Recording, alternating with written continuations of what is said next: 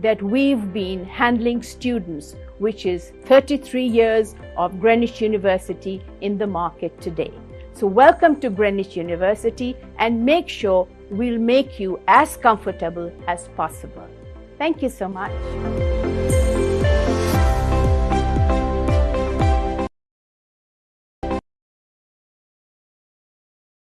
Hi, my name is Ali Afandi. I am an alumni of Greenwich, and I work for an American firm by the name of Veruzzi.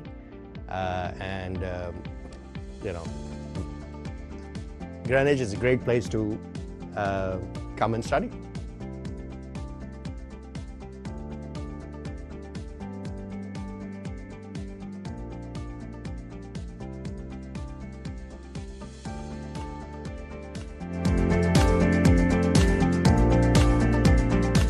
Assalamu alaikum everybody, my name is Awais Agha and I'm the mentor for the Entrepreneurship Society at Greenwich University. I would like to welcome you all to the university, and in this society we will have a series of events starting with discussion sessions in which we will ask all of you to come in and pitch your business ideas, and we are going to discuss their viabilities. Apart from that, we are going to have a series of guest speaking sessions in which we will invite budding entrepreneurs to share their experiences with you. And finally, our main event is going to be a competition where we will invite you all to come up with business ideas and pitch them in front of a series of investors. The winner will either receive a prize or get a chance to incubate their business. I'm looking forward to you all to this society.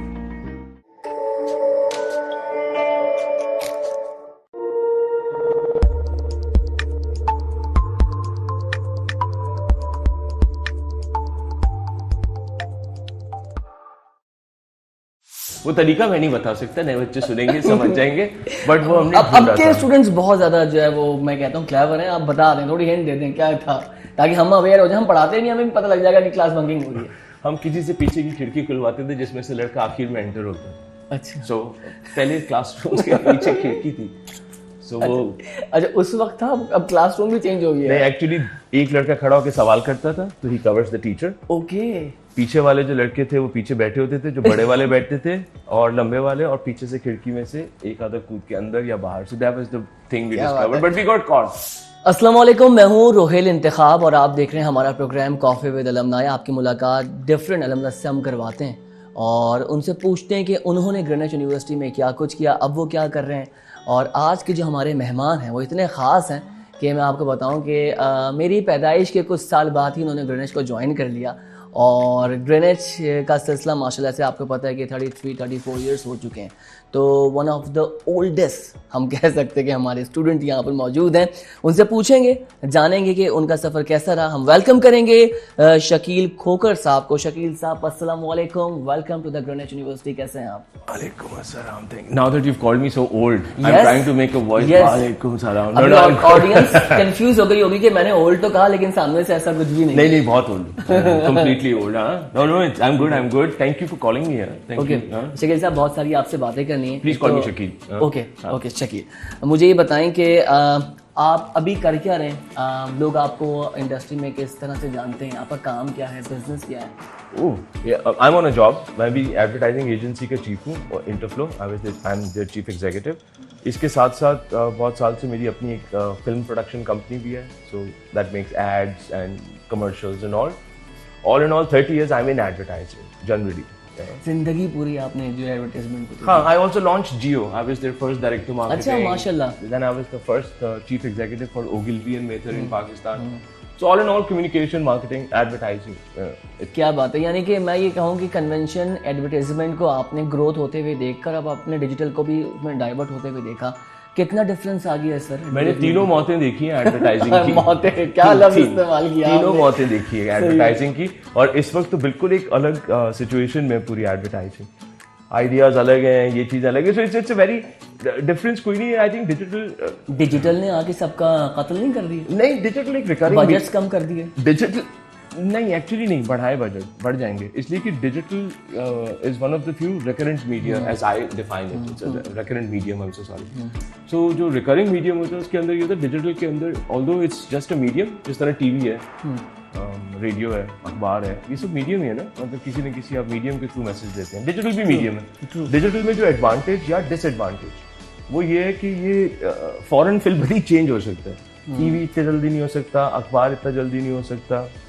So this is very digital. And दूसरा, digital के अंदर पकड़ाई है, पकड़ाई I mean कि आप जो पैसे स्पेंड करते हैं उसका रिटर्न क्या आता है, that's a great thing, you know exactly the numbers. Second, जिसको आपने अटैक कर लिया उसको भी तो आप एक नई गर्लफ्रेंड की तरह 24 घंटे मैसेजेस भेजते रहेंगे, चीजें करते रहेंगे, वो वीडियोस देखता रहेगा, जब तक नफरत नहीं हो जाएगी ना, ये जब तक वो कंज्यूमर या कस्टमर उसको पिच नहीं कर लेगा तो आप उतनी देर में डिजिटल वाली नई लड़की बना लेंगे। So डिजिटल में एडवांटेज है। वेल सेड सर, आगे बढ़ते हैं। आपने ग्रेनिच कब ज्वाइन किया, आपका टेन्योर कौन सा था? 1990 1990 or something, SM1, it was the first master's batch. It was the first master's batch. It was called MS SM1 something like that.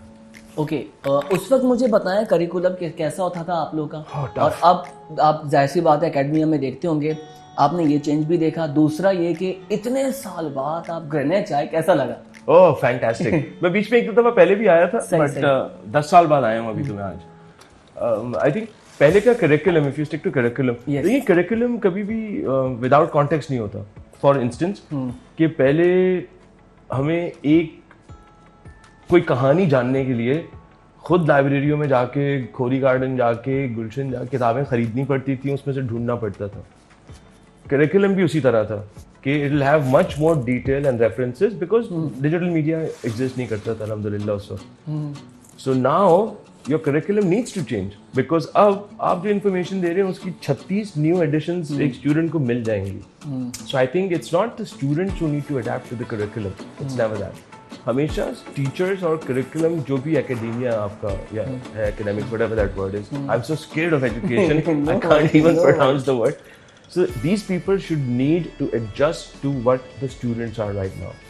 So Okay. ये big पुराने वक्त की मैं बात करता हूँ, ठीक है। 90 का मुझे बताएं कि एडवर्टीजमेंट्स कैसे होते थे। कुछ मैंने टीवी पे ऐड देखे, पान मसाला के मुट्ठी में बन है क्या, बिलबोर्ड्स मुझे बताएं कैसे बनते थे उस वक्त, थोड़ा सा इस पर रोशनी डालें फिर आगे बढ़ें। पहले डिजिटल से पहले काम सब मारेंगे मुझे, बट काम बहुत अच्छा होता था। अच्छा। इसलिए कि बहुत ओरिजिनल भी होता था, बहुत जेन्युइन भी होता था। और दूसरी बात है, अभी भी अगर आप किसी को भी बोलेंगे यार 10 बेस्ट स्लोगन लिख दो, तो उसके अंदर से मैं दावा करता हूँ कि 5 या उससे ज़्यादा कम से कम पुराने होंगे। जावेद जब्बार साहब के लिखे हुए, ताहिर खान साहब के लिखे हुए, इसी तरह और भी 2-4 बड़े अच्छे लोग, जावेद वाहिदना साहब के भी काफ़ी सारा काम अच्छा किया हुआ। तो वो आप देखेंगे ना, जिस तरह भी आपने बोला मेरी मुट्ठी में बंद है क्या, बता दो ना, हम बच्चों को बताते हैं। फिलिप्स का तारा चमक रहा है, नाम से हर कोई मांग रहा है, या वो लिप्टन चाय चाहिए कौन सी जनाब। तो ये सब पुराने, बल्कि अब तो ये रीमिक्स हो रहे हैं, मतलब अब ऐड में रीमिक्स हो रहे हैं, वही सब कुछ पुराना। तो पहले थोड़ा सा उस तरह एनर्जी वाइज, डिटेल वाइज, क्योंकि आप रिलाई नहीं कर सकते थे कि हम पोस्ट में चेंज कर लेंगे, आखिरी मिनट चेंज कर लेंगे, ऐसा कोई नहीं था। आप रिहर्स होते थे, हर चीज बेहतर, और कोई कैंसिलेशन नहीं होती थी। अब तो आपको मोबाइल पे कोई 2 मिनट पहले क्लाइंट्स भी ऐसे नहीं होते थे। अब क्लाइंट्स थोड़ा आपको पता है उनका डिफरेंट मामला होते हैं, बातें बजट के वक्त वो कुछ और रखते हैं, लोकेशन पे कुछ और बात करते हैं, पोस्ट प्रोडक्शन वालों के सर पे खड़े हो जाते हैं, अभी हमें ये रिक्वायरमेंट देनी है। पहले क्लाइंट्स भी अच्छे होते थे, सारे क्लाइंट्स कभी भी अच्छे नहीं थे, सारे क्लाइंट्स कभी भी बुरे नहीं थे, बट क्लाइंट्स की तरफ भी बहुत बड़ा चेंज ये है कि क्योंकि डिजिटल पे आप अगर एक चीज को एडिट कर सकते हैं मशीन पे और फिल्म बना सकते हैं, इसका मतलब ये नहीं है कि आप फिल्म मेकर हैं। ये लोगों को समझने की जरूरत है, बाकी तो सही है, तो बाकी चलें जी। ये बताएं कि जीयू ऐसा कौन सा मोमेंट है जब आप पढ़ रहे थे, मैं एमएस का बताया, आपको याद आता हो यार ये मैंने जो किया था, ये मैनेजमेंट को पता लग गया, या ये मुझसे हो गया, उस पर हंसी आई या सजा मिली या तफरी हुई, जो भी ऐसा कोई मोमेंट जो आपको आज तक याद है? अच्छा, जो सर्टिफिकेट 18 से नीचे का मोमेंट हो सकता है जो सेंसरेबल ना हो, उसके अंदर ये है कि क्लास को बंक करने का तरीका मैंने यहाँ पे एक इन्वेंट किया था, जो हमने बड़े अर्से फॉलो किया, फिर पता चल गया था। अच्छा, लेकिन कुछ हुआ नहीं था। वो तरीका मैं नहीं बता सकता, नए बच्चे सुनेंगे समझ जाएंगे, बट वो हमने अब के स्टूडेंट्स बहुत ज्यादा जो है वो मैं कहता हूँ क्लेवर हैं। आप बता दें, थोड़ी हिंट दे दें क्या था, ताकि हम अवेयर हो जाए। हम पढ़ाते नहीं, हमें भी पता लग जाएगा कि क्लास बंकिंग हो रही है। हम किसी से पीछे की खिड़की खुलवाते थे जिसमें से लड़का आखिर में एंटर होता था। अच्छा। पहले क्लासरूम के पीछे खिड़की थी, So वो अच्छा उस वक्त था, अब क्लासरूम भी चेंज हो गया नहीं, एक्चुअली एक लड़का खड़ा होकर सवाल करता था, तो ही कवर्स द टीचर। ओके। पीछे वाले जो लड़के थे वो पीछे बैठे होते थे, जो बड़े वाले बैठते थे और लंबे वाले, और पीछे से खिड़की में से एक आधा कूद के अंदर या बाहर। So that was the thing we discovered, but we got caught. अच्छा लेकिन मुझे ये बताएं, प्रोफेसर्स हमें बनाने में बड़ा किरदार अदा करते हैं, बहुत सीखते हैं, खासतौर पे जो क्रिएटिव लोग हैं, जो क्रिएटिव इंडस्ट्री और सेक्टर्स में अपने आप को लेके आगे जा रहे हैं। आपके हिसाब से आप समझते हैं सबने अच्छे एफर्ट्स किए, शकील खोकर को क्रिएटिव बनाने में किसका ज़्यादा किरदार था? कुदरत। वो तो डेफिनेटली नहीं, मेरा मतलब है कुदरत इसलिए कि और कोई उस वक्त रास्ता नहीं था मेरे पास। I was stuck in a situation and a very good friend of mine, so because of him, Karim Ramal, I got into advertising. But I think if you look at professors, I think unleashing, जो जिसे कहा जाता है ना कि search for creative expression की unleashing, I would give most credit to a gentleman, अल्लाह ताला उनको मगफिरत करे, एहसान Durrani. So Durrani Saab was the biggest challenge in my life that I faced and the biggest motivation.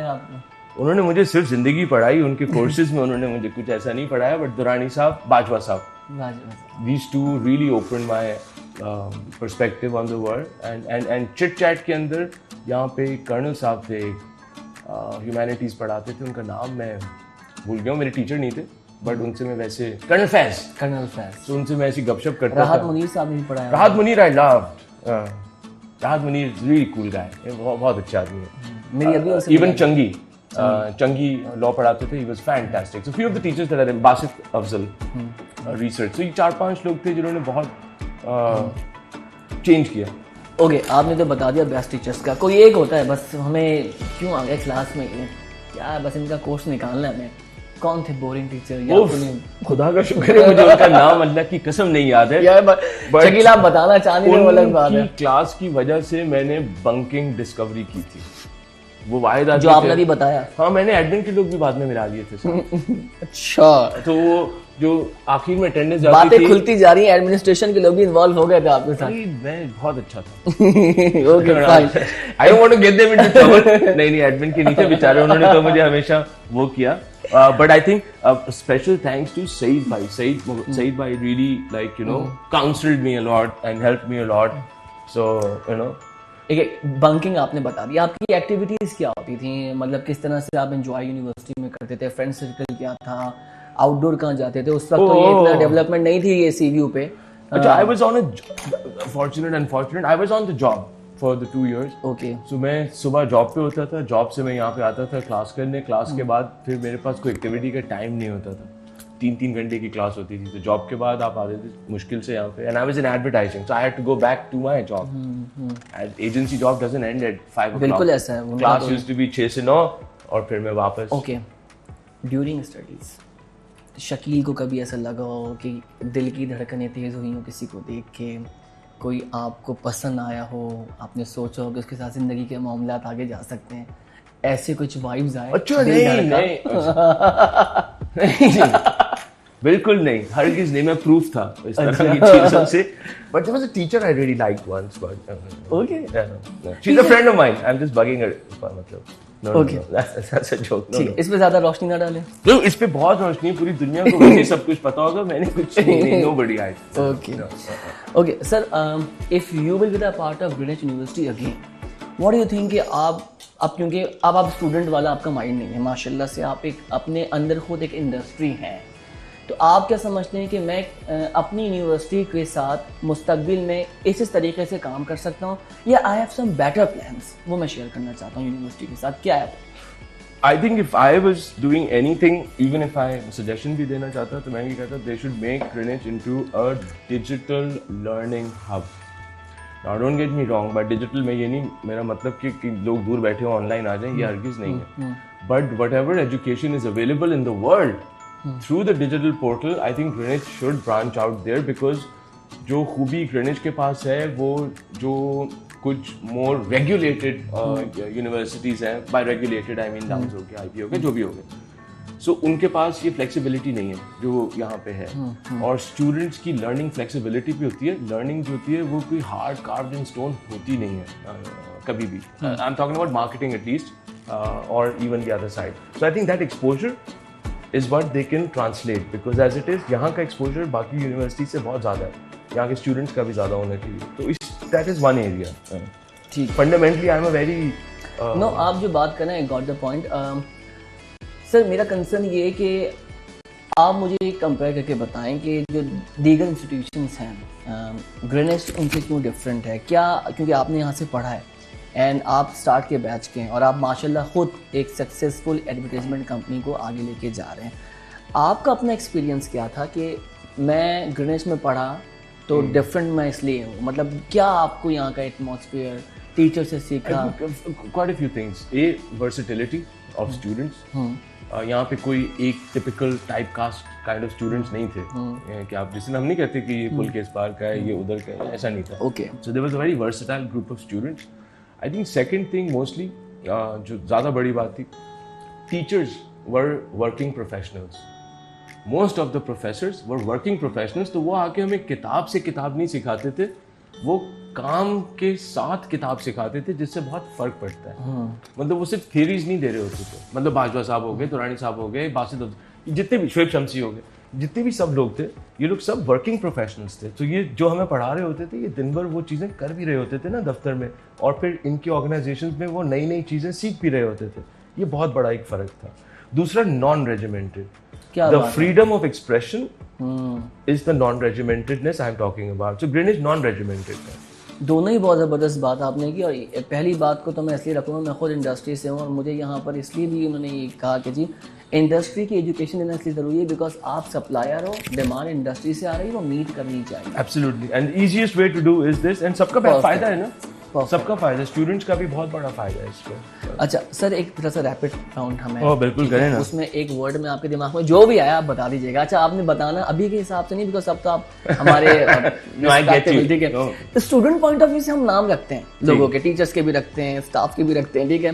तो सर कामरान के बारे में आपके दिमाग में क्या नाम आता था जब आप स्टूडेंट थे? यार ये कामरान साहब। ड्रिप। अच्छा, वजह ये कि जब भी कुछ करने बैठते थे तो हम कहते थे ड्रिप हो गई। कामरान साहब बात करेंगे तो आहिस्ता आहिस्ता, फिर बार बार, तो वो ड्रिप नहीं लगती जब आप स्लो हो जाते तो उनको हम ड्रिप कहते थे। मुनीर साहब के बारे में क्या था?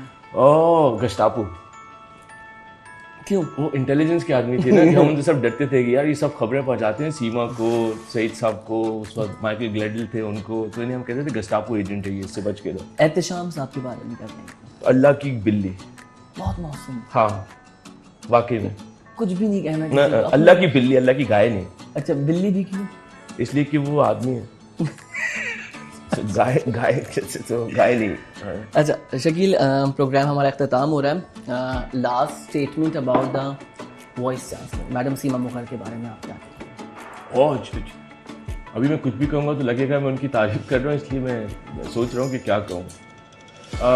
आई थिंक अगर किसी ने ये लेसन समझना है ज़िंदगी में कि फोकस, डिटर्मिनेशन और सेंस ऑफ अचीवमेंट के लिए परसिवेरेंस का लेसन, तो ये सीमा से सीख सकते हैं आप। That's all I can say about it. And what about sir Saeed के बारे में? Saeed Mughal is the father figure who held a lot of things together.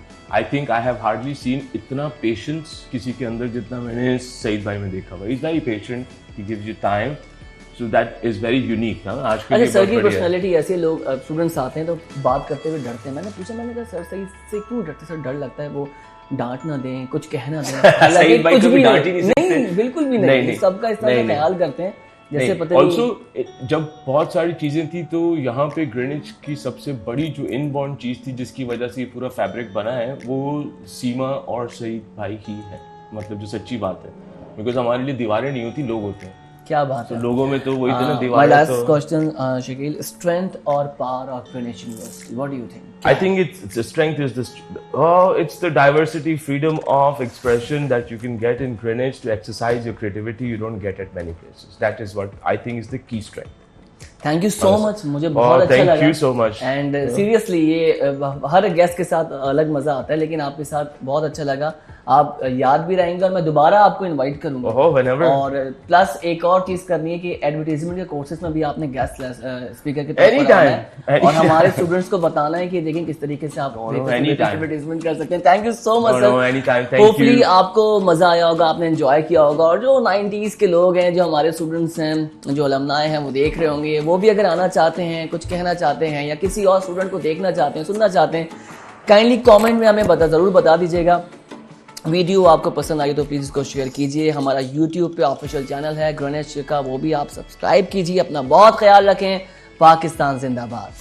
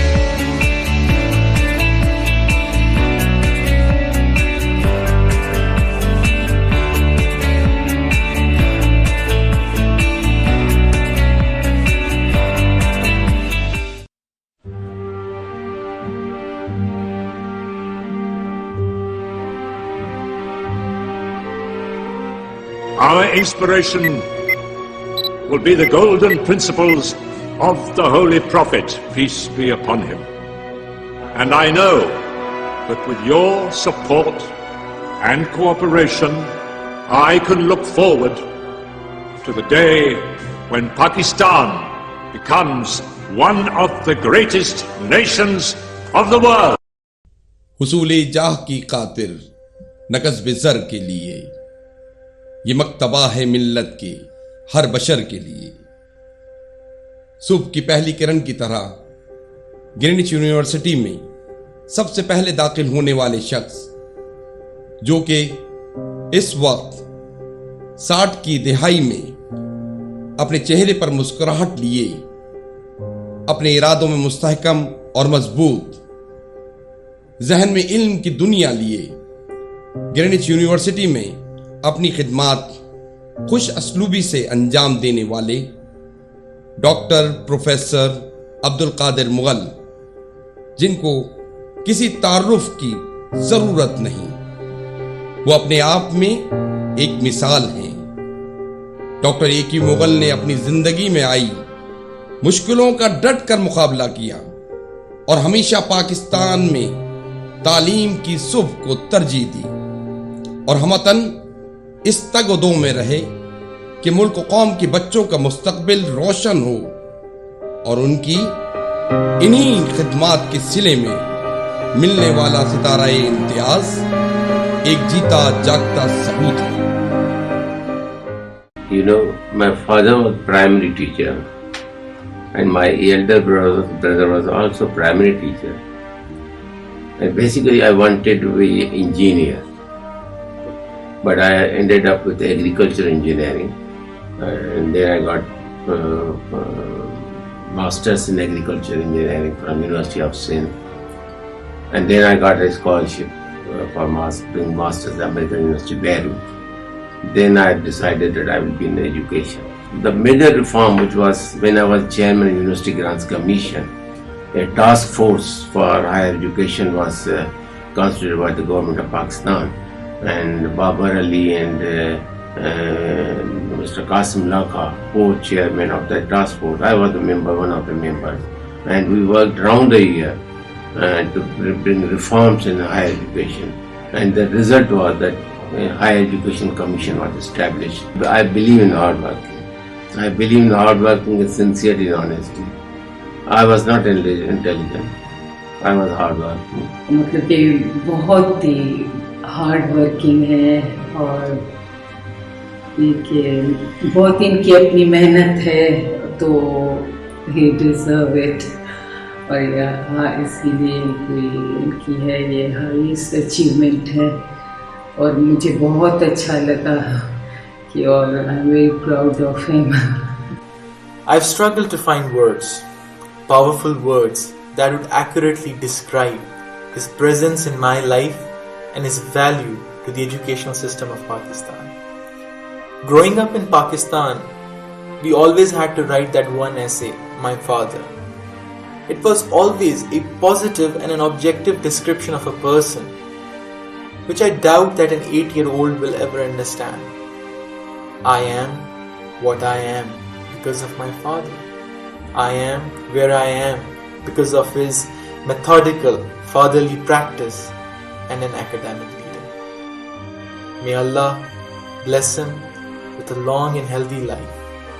And thank you, Greenwich, for recognizing his accomplishments. I'm really proud of Baba for receiving the Presidential Award of Sitara Imtiaz. I think it is well deserved, for I have seen how hard he has worked towards contributing to the cause of education and his job.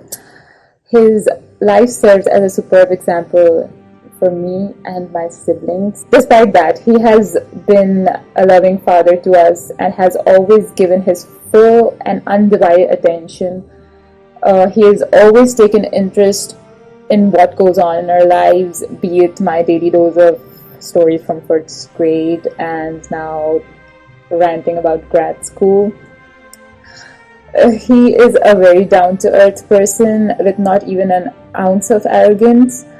He mingles with children and adults alike, charming them with his engaging personality.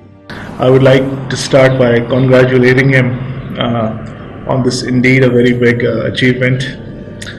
He has made all of us very proud. So thank you for making us proud. This is indeed a very big achievement. And I don't think so I would be able to do such an excellent mentorship of my children like you've done for us. So thanks a lot for every single thing. I mean, it means a lot to me. I also want to thank Greenwich University for arranging this function and giving respect to my family. Being the eldest son, this means a lot. I'm humbled by this gesture. I thank each one of you sitting over there. I encourage those people who are good in their subjects, in their discipline. They must come to education.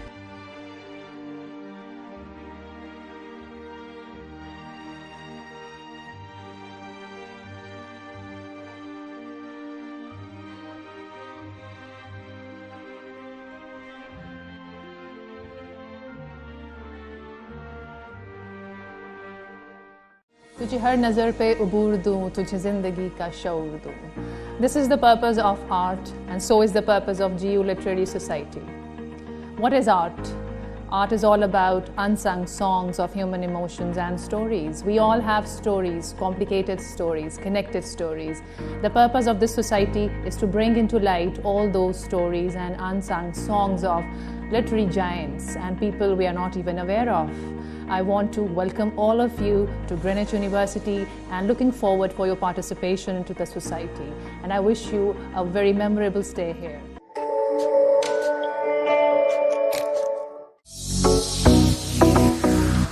Greetings students, this is Shahir Hassan, student at Greenwich University, and today I'll be showing you guys around this university, and we will be seeing some of the most important departments which you guys must be visiting now and then. So without wasting any further time, let's move in.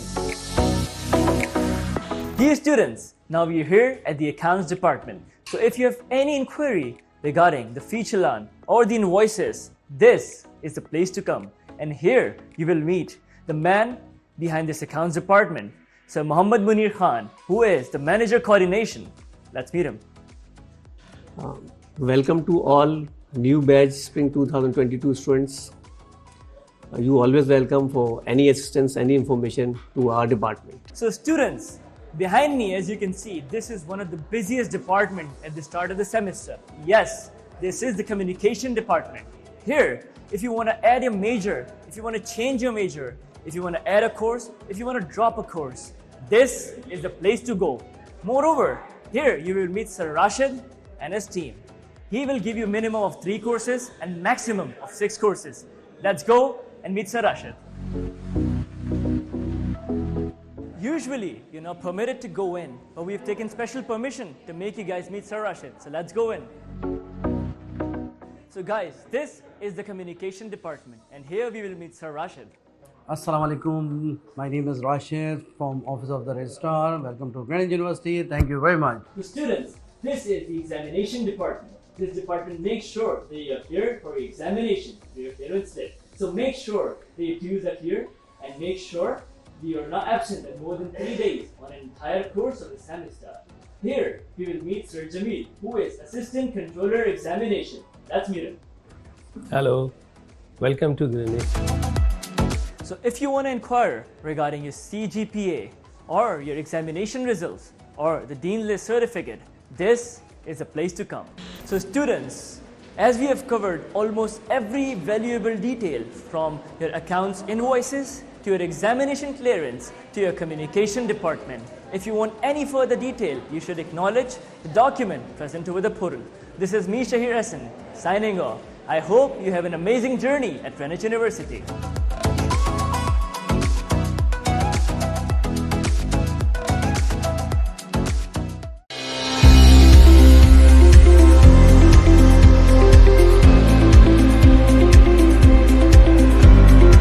Founded in January 2015 as an email marketing firm, eMarketers have quickly expanded itself to become a digital marketing firm offering a one-window solution to its customers. Usman PEG creative thinking and leadership that eMarketers currently offers the market with 6 services which consist of email marketing, branded SMS marketing, social media marketing, search engine optimization, web development services and photography services to its client. Specializing in business-to-business marketing, we currently possess diverse portfolio of firms which consist of companies such as HP Paper Pakistan, where we are their official vendor for digital marketing Pakistan, NAFA Funds by National Bank of Pakistan, and also serving as official digital marketing partner of IEEP along with Badr Expo.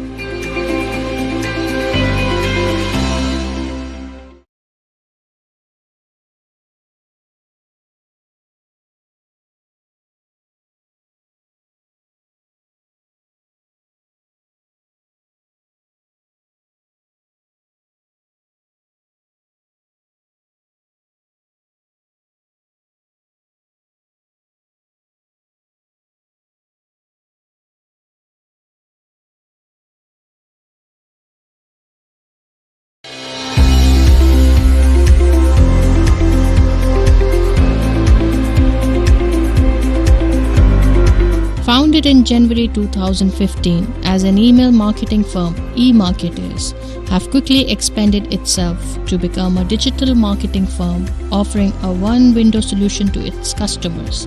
Usman PEG creative thinking and leadership that eMarketers currently offers the market with 6 services which consist of email marketing, branded SMS marketing, social media marketing, search engine optimization, web development services and photography services to its client. Specializing in business-to-business marketing, we currently possess diverse portfolio of firms which consist of companies such as HP Paper Pakistan, where we are their official vendor for digital marketing Pakistan, NAFA Funds by National Bank of Pakistan, and also serving as official digital marketing partner of IEEP along with Badr Expo.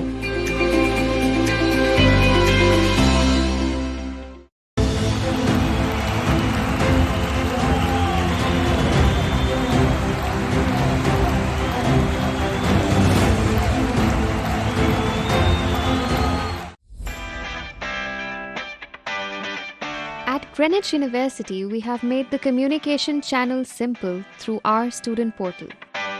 Enter your student ID and password.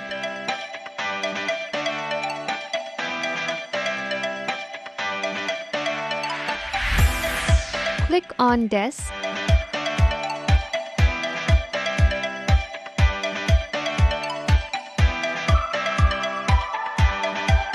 You should change your password before moving forward.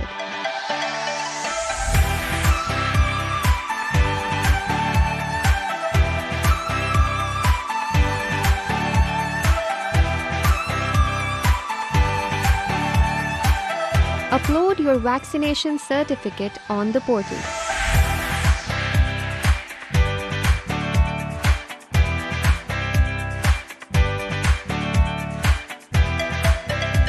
Your portal also has details such as orientation schedule,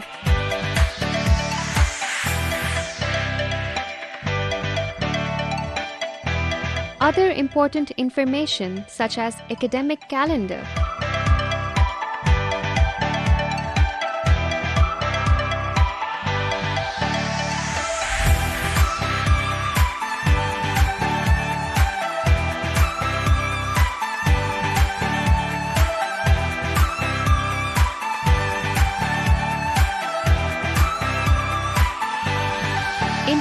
information regarding registered courses is also just a click away. Don't forget to download your semester student ID card. Do keep a check on your attendance.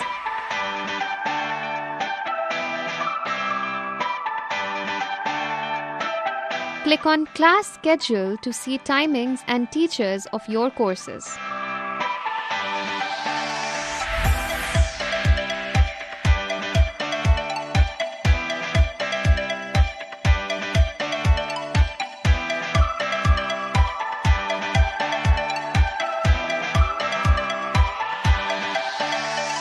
Go back to the desk to see options for blended learning.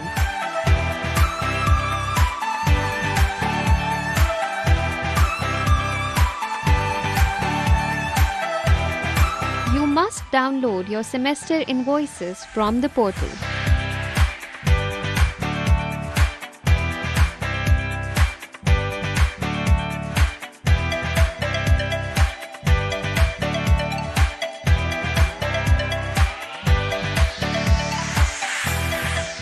Keeping a track of your academic progress is easy. Check your grades through your student desk.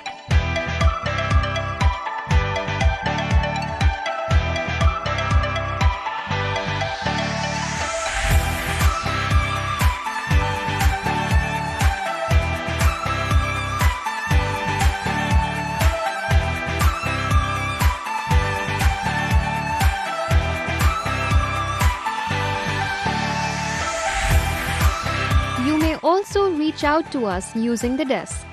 Send your requests, feedback, and complaints. Register online for the next semester. Information regarding SDC and societies and event invitations are present on your portal.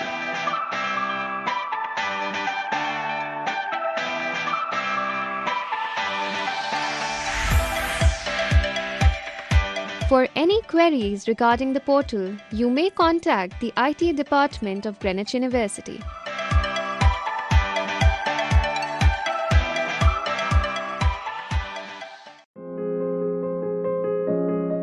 Senator Abdul Hasib Khan characterizes a dynamic personality, a diverse business acumen, and a great regard for philanthropy.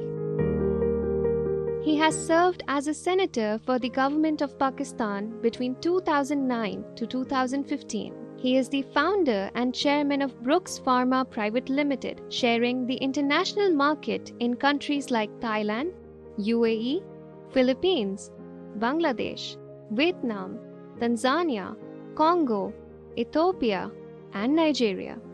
He is also the chairman of Kurangi Association of Trade and Industry. Senator Abdul Hasib Khan is also the founder of Brooks Health and Education Foundation, establishing various schools and dispensaries in underprivileged areas of Karachi.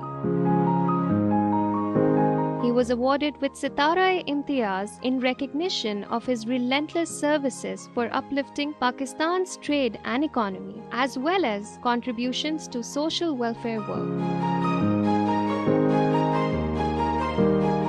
अपनी सलाहियतों को और अपनी knowledge को apply करने के लिए सिर्फ नौकरियों के सहारे पे मत जाइएगा दुनिया में हमारी। जब हमारी दुनिया में आए तो फिर एंटरप्रेन्योर बनने के लिए आए। मैं खुद भी 12 साल की उम्र में एंटरप्रेन्योर बना था और मेरी जेब में एक पैसा भी नहीं था। तो entrepreneur starts from nothing.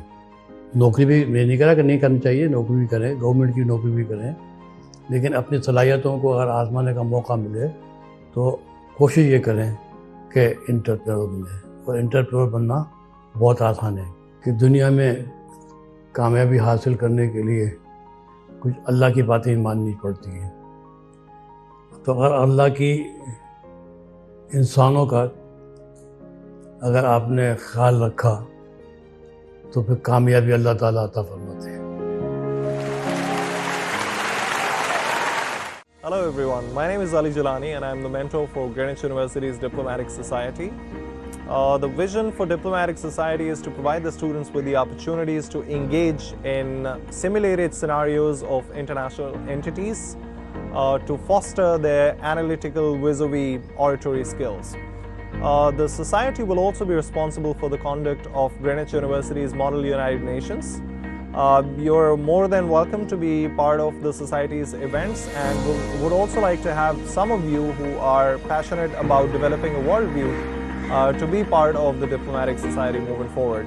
And by the way, welcome to Greenwich Fraternity, all of you. Looking forward to have you around. Thank you.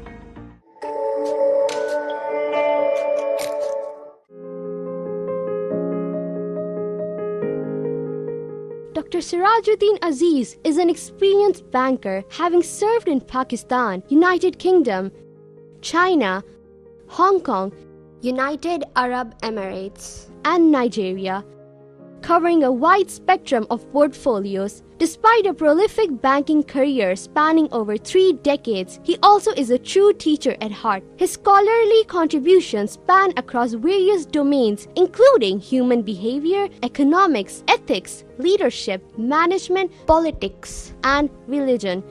Mr. Aziz is a regular contributor to national and international dailies, journals, and magazines. He has published several works of scholastic distinction, including The Art and Craft of Management, Corporate Pakistan, Insights to Leadership and Governance, In Quest of Mirage, The Essence of Islam, and Mongolian Pot, among others. He has also featured in televised discussions on finance and economy and is an audible speaker across various fora on a wide array of subjects. In 2015, Greenwich University conferred upon him the honoris causa degree in recognition of his multidimensional services. आज सबसे पहले मैं मुखातिब होना चाहूँगा उन वालिदैन को जो यहाँ तशरीफ़ फरमा हैं कि आज का दिन आपके लिए बाइस मसरत होना चाहिए, क्योंकि आपके बच्चों ने एक इल्म हासिल किया है ग्रीनिच यूनिवर्सिटी से, जो मुझे पूरा यकीन है वो बरूए कार लेकर आएंगे अपनी आगे ज़िंदगी में और कुछ ऐसा काम करेंगे इस कौम मुल्क के लिए कि आपका भी सर बुलंद रहेगा हमेशा फ़ख्र के साथ। तालिब इल्मों से मैं ये ज़रूर कहना चाहूँगा कि देखिए, आप आइंदा जब अपनी ज़िंदगी गुजार रहे हों तो सिर्फ़ अपने लिए नहीं बल्कि अपने माशरे के लिए काम कीजिए, अपने मुल्क के लिए काम कीजिए और ऐसा कोई काम कीजिए जिससे हमेशा आपकी यूनिवर्सिटी और आपके वालिदैन का सर झुके नहीं बल्कि फ़ख्र से ऊँचा रहे।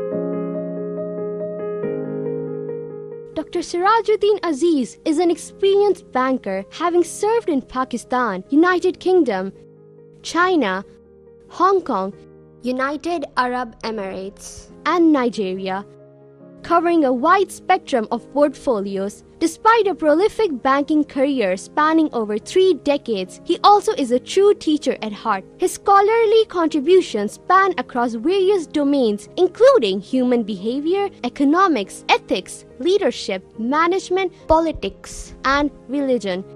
Mr. Aziz is a regular contributor to national and international dailies, journals, and magazines.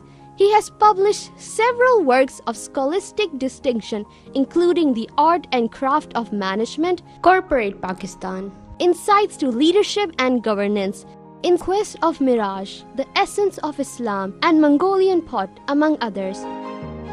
He has also featured in televised discussions on finance and economy and is an audible speaker across various fora on a wide array of subjects.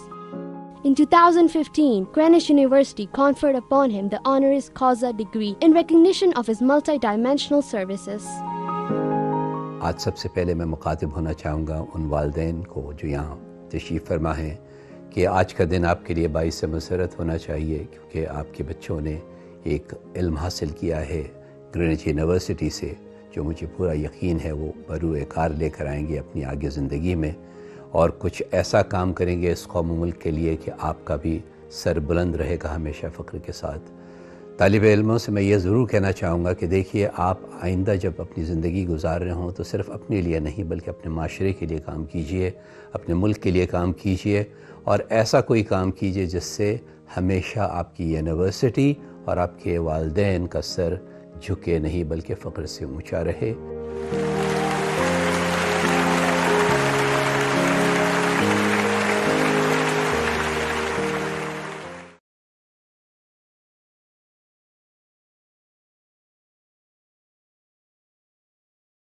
कहते हैं कि मौसीकी रूह की ग़िज़ा होती है, सही कहते हैं।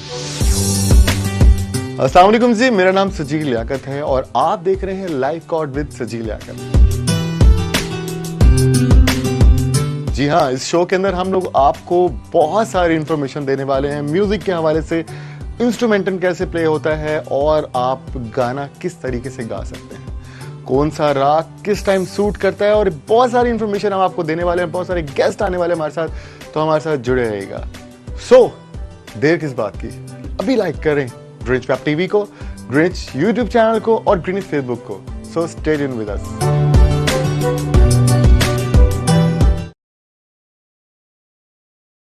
Hello and welcome. You're watching Greenwich Web TV and this is your host Umar Khan and I'm here with another very special guest for today. Let me introduce my guest and right next to me is Miss Sana Hashmi, who's a news anchor and an anchor person, a host and senior producer news at GTV and a very charismatic personality as well.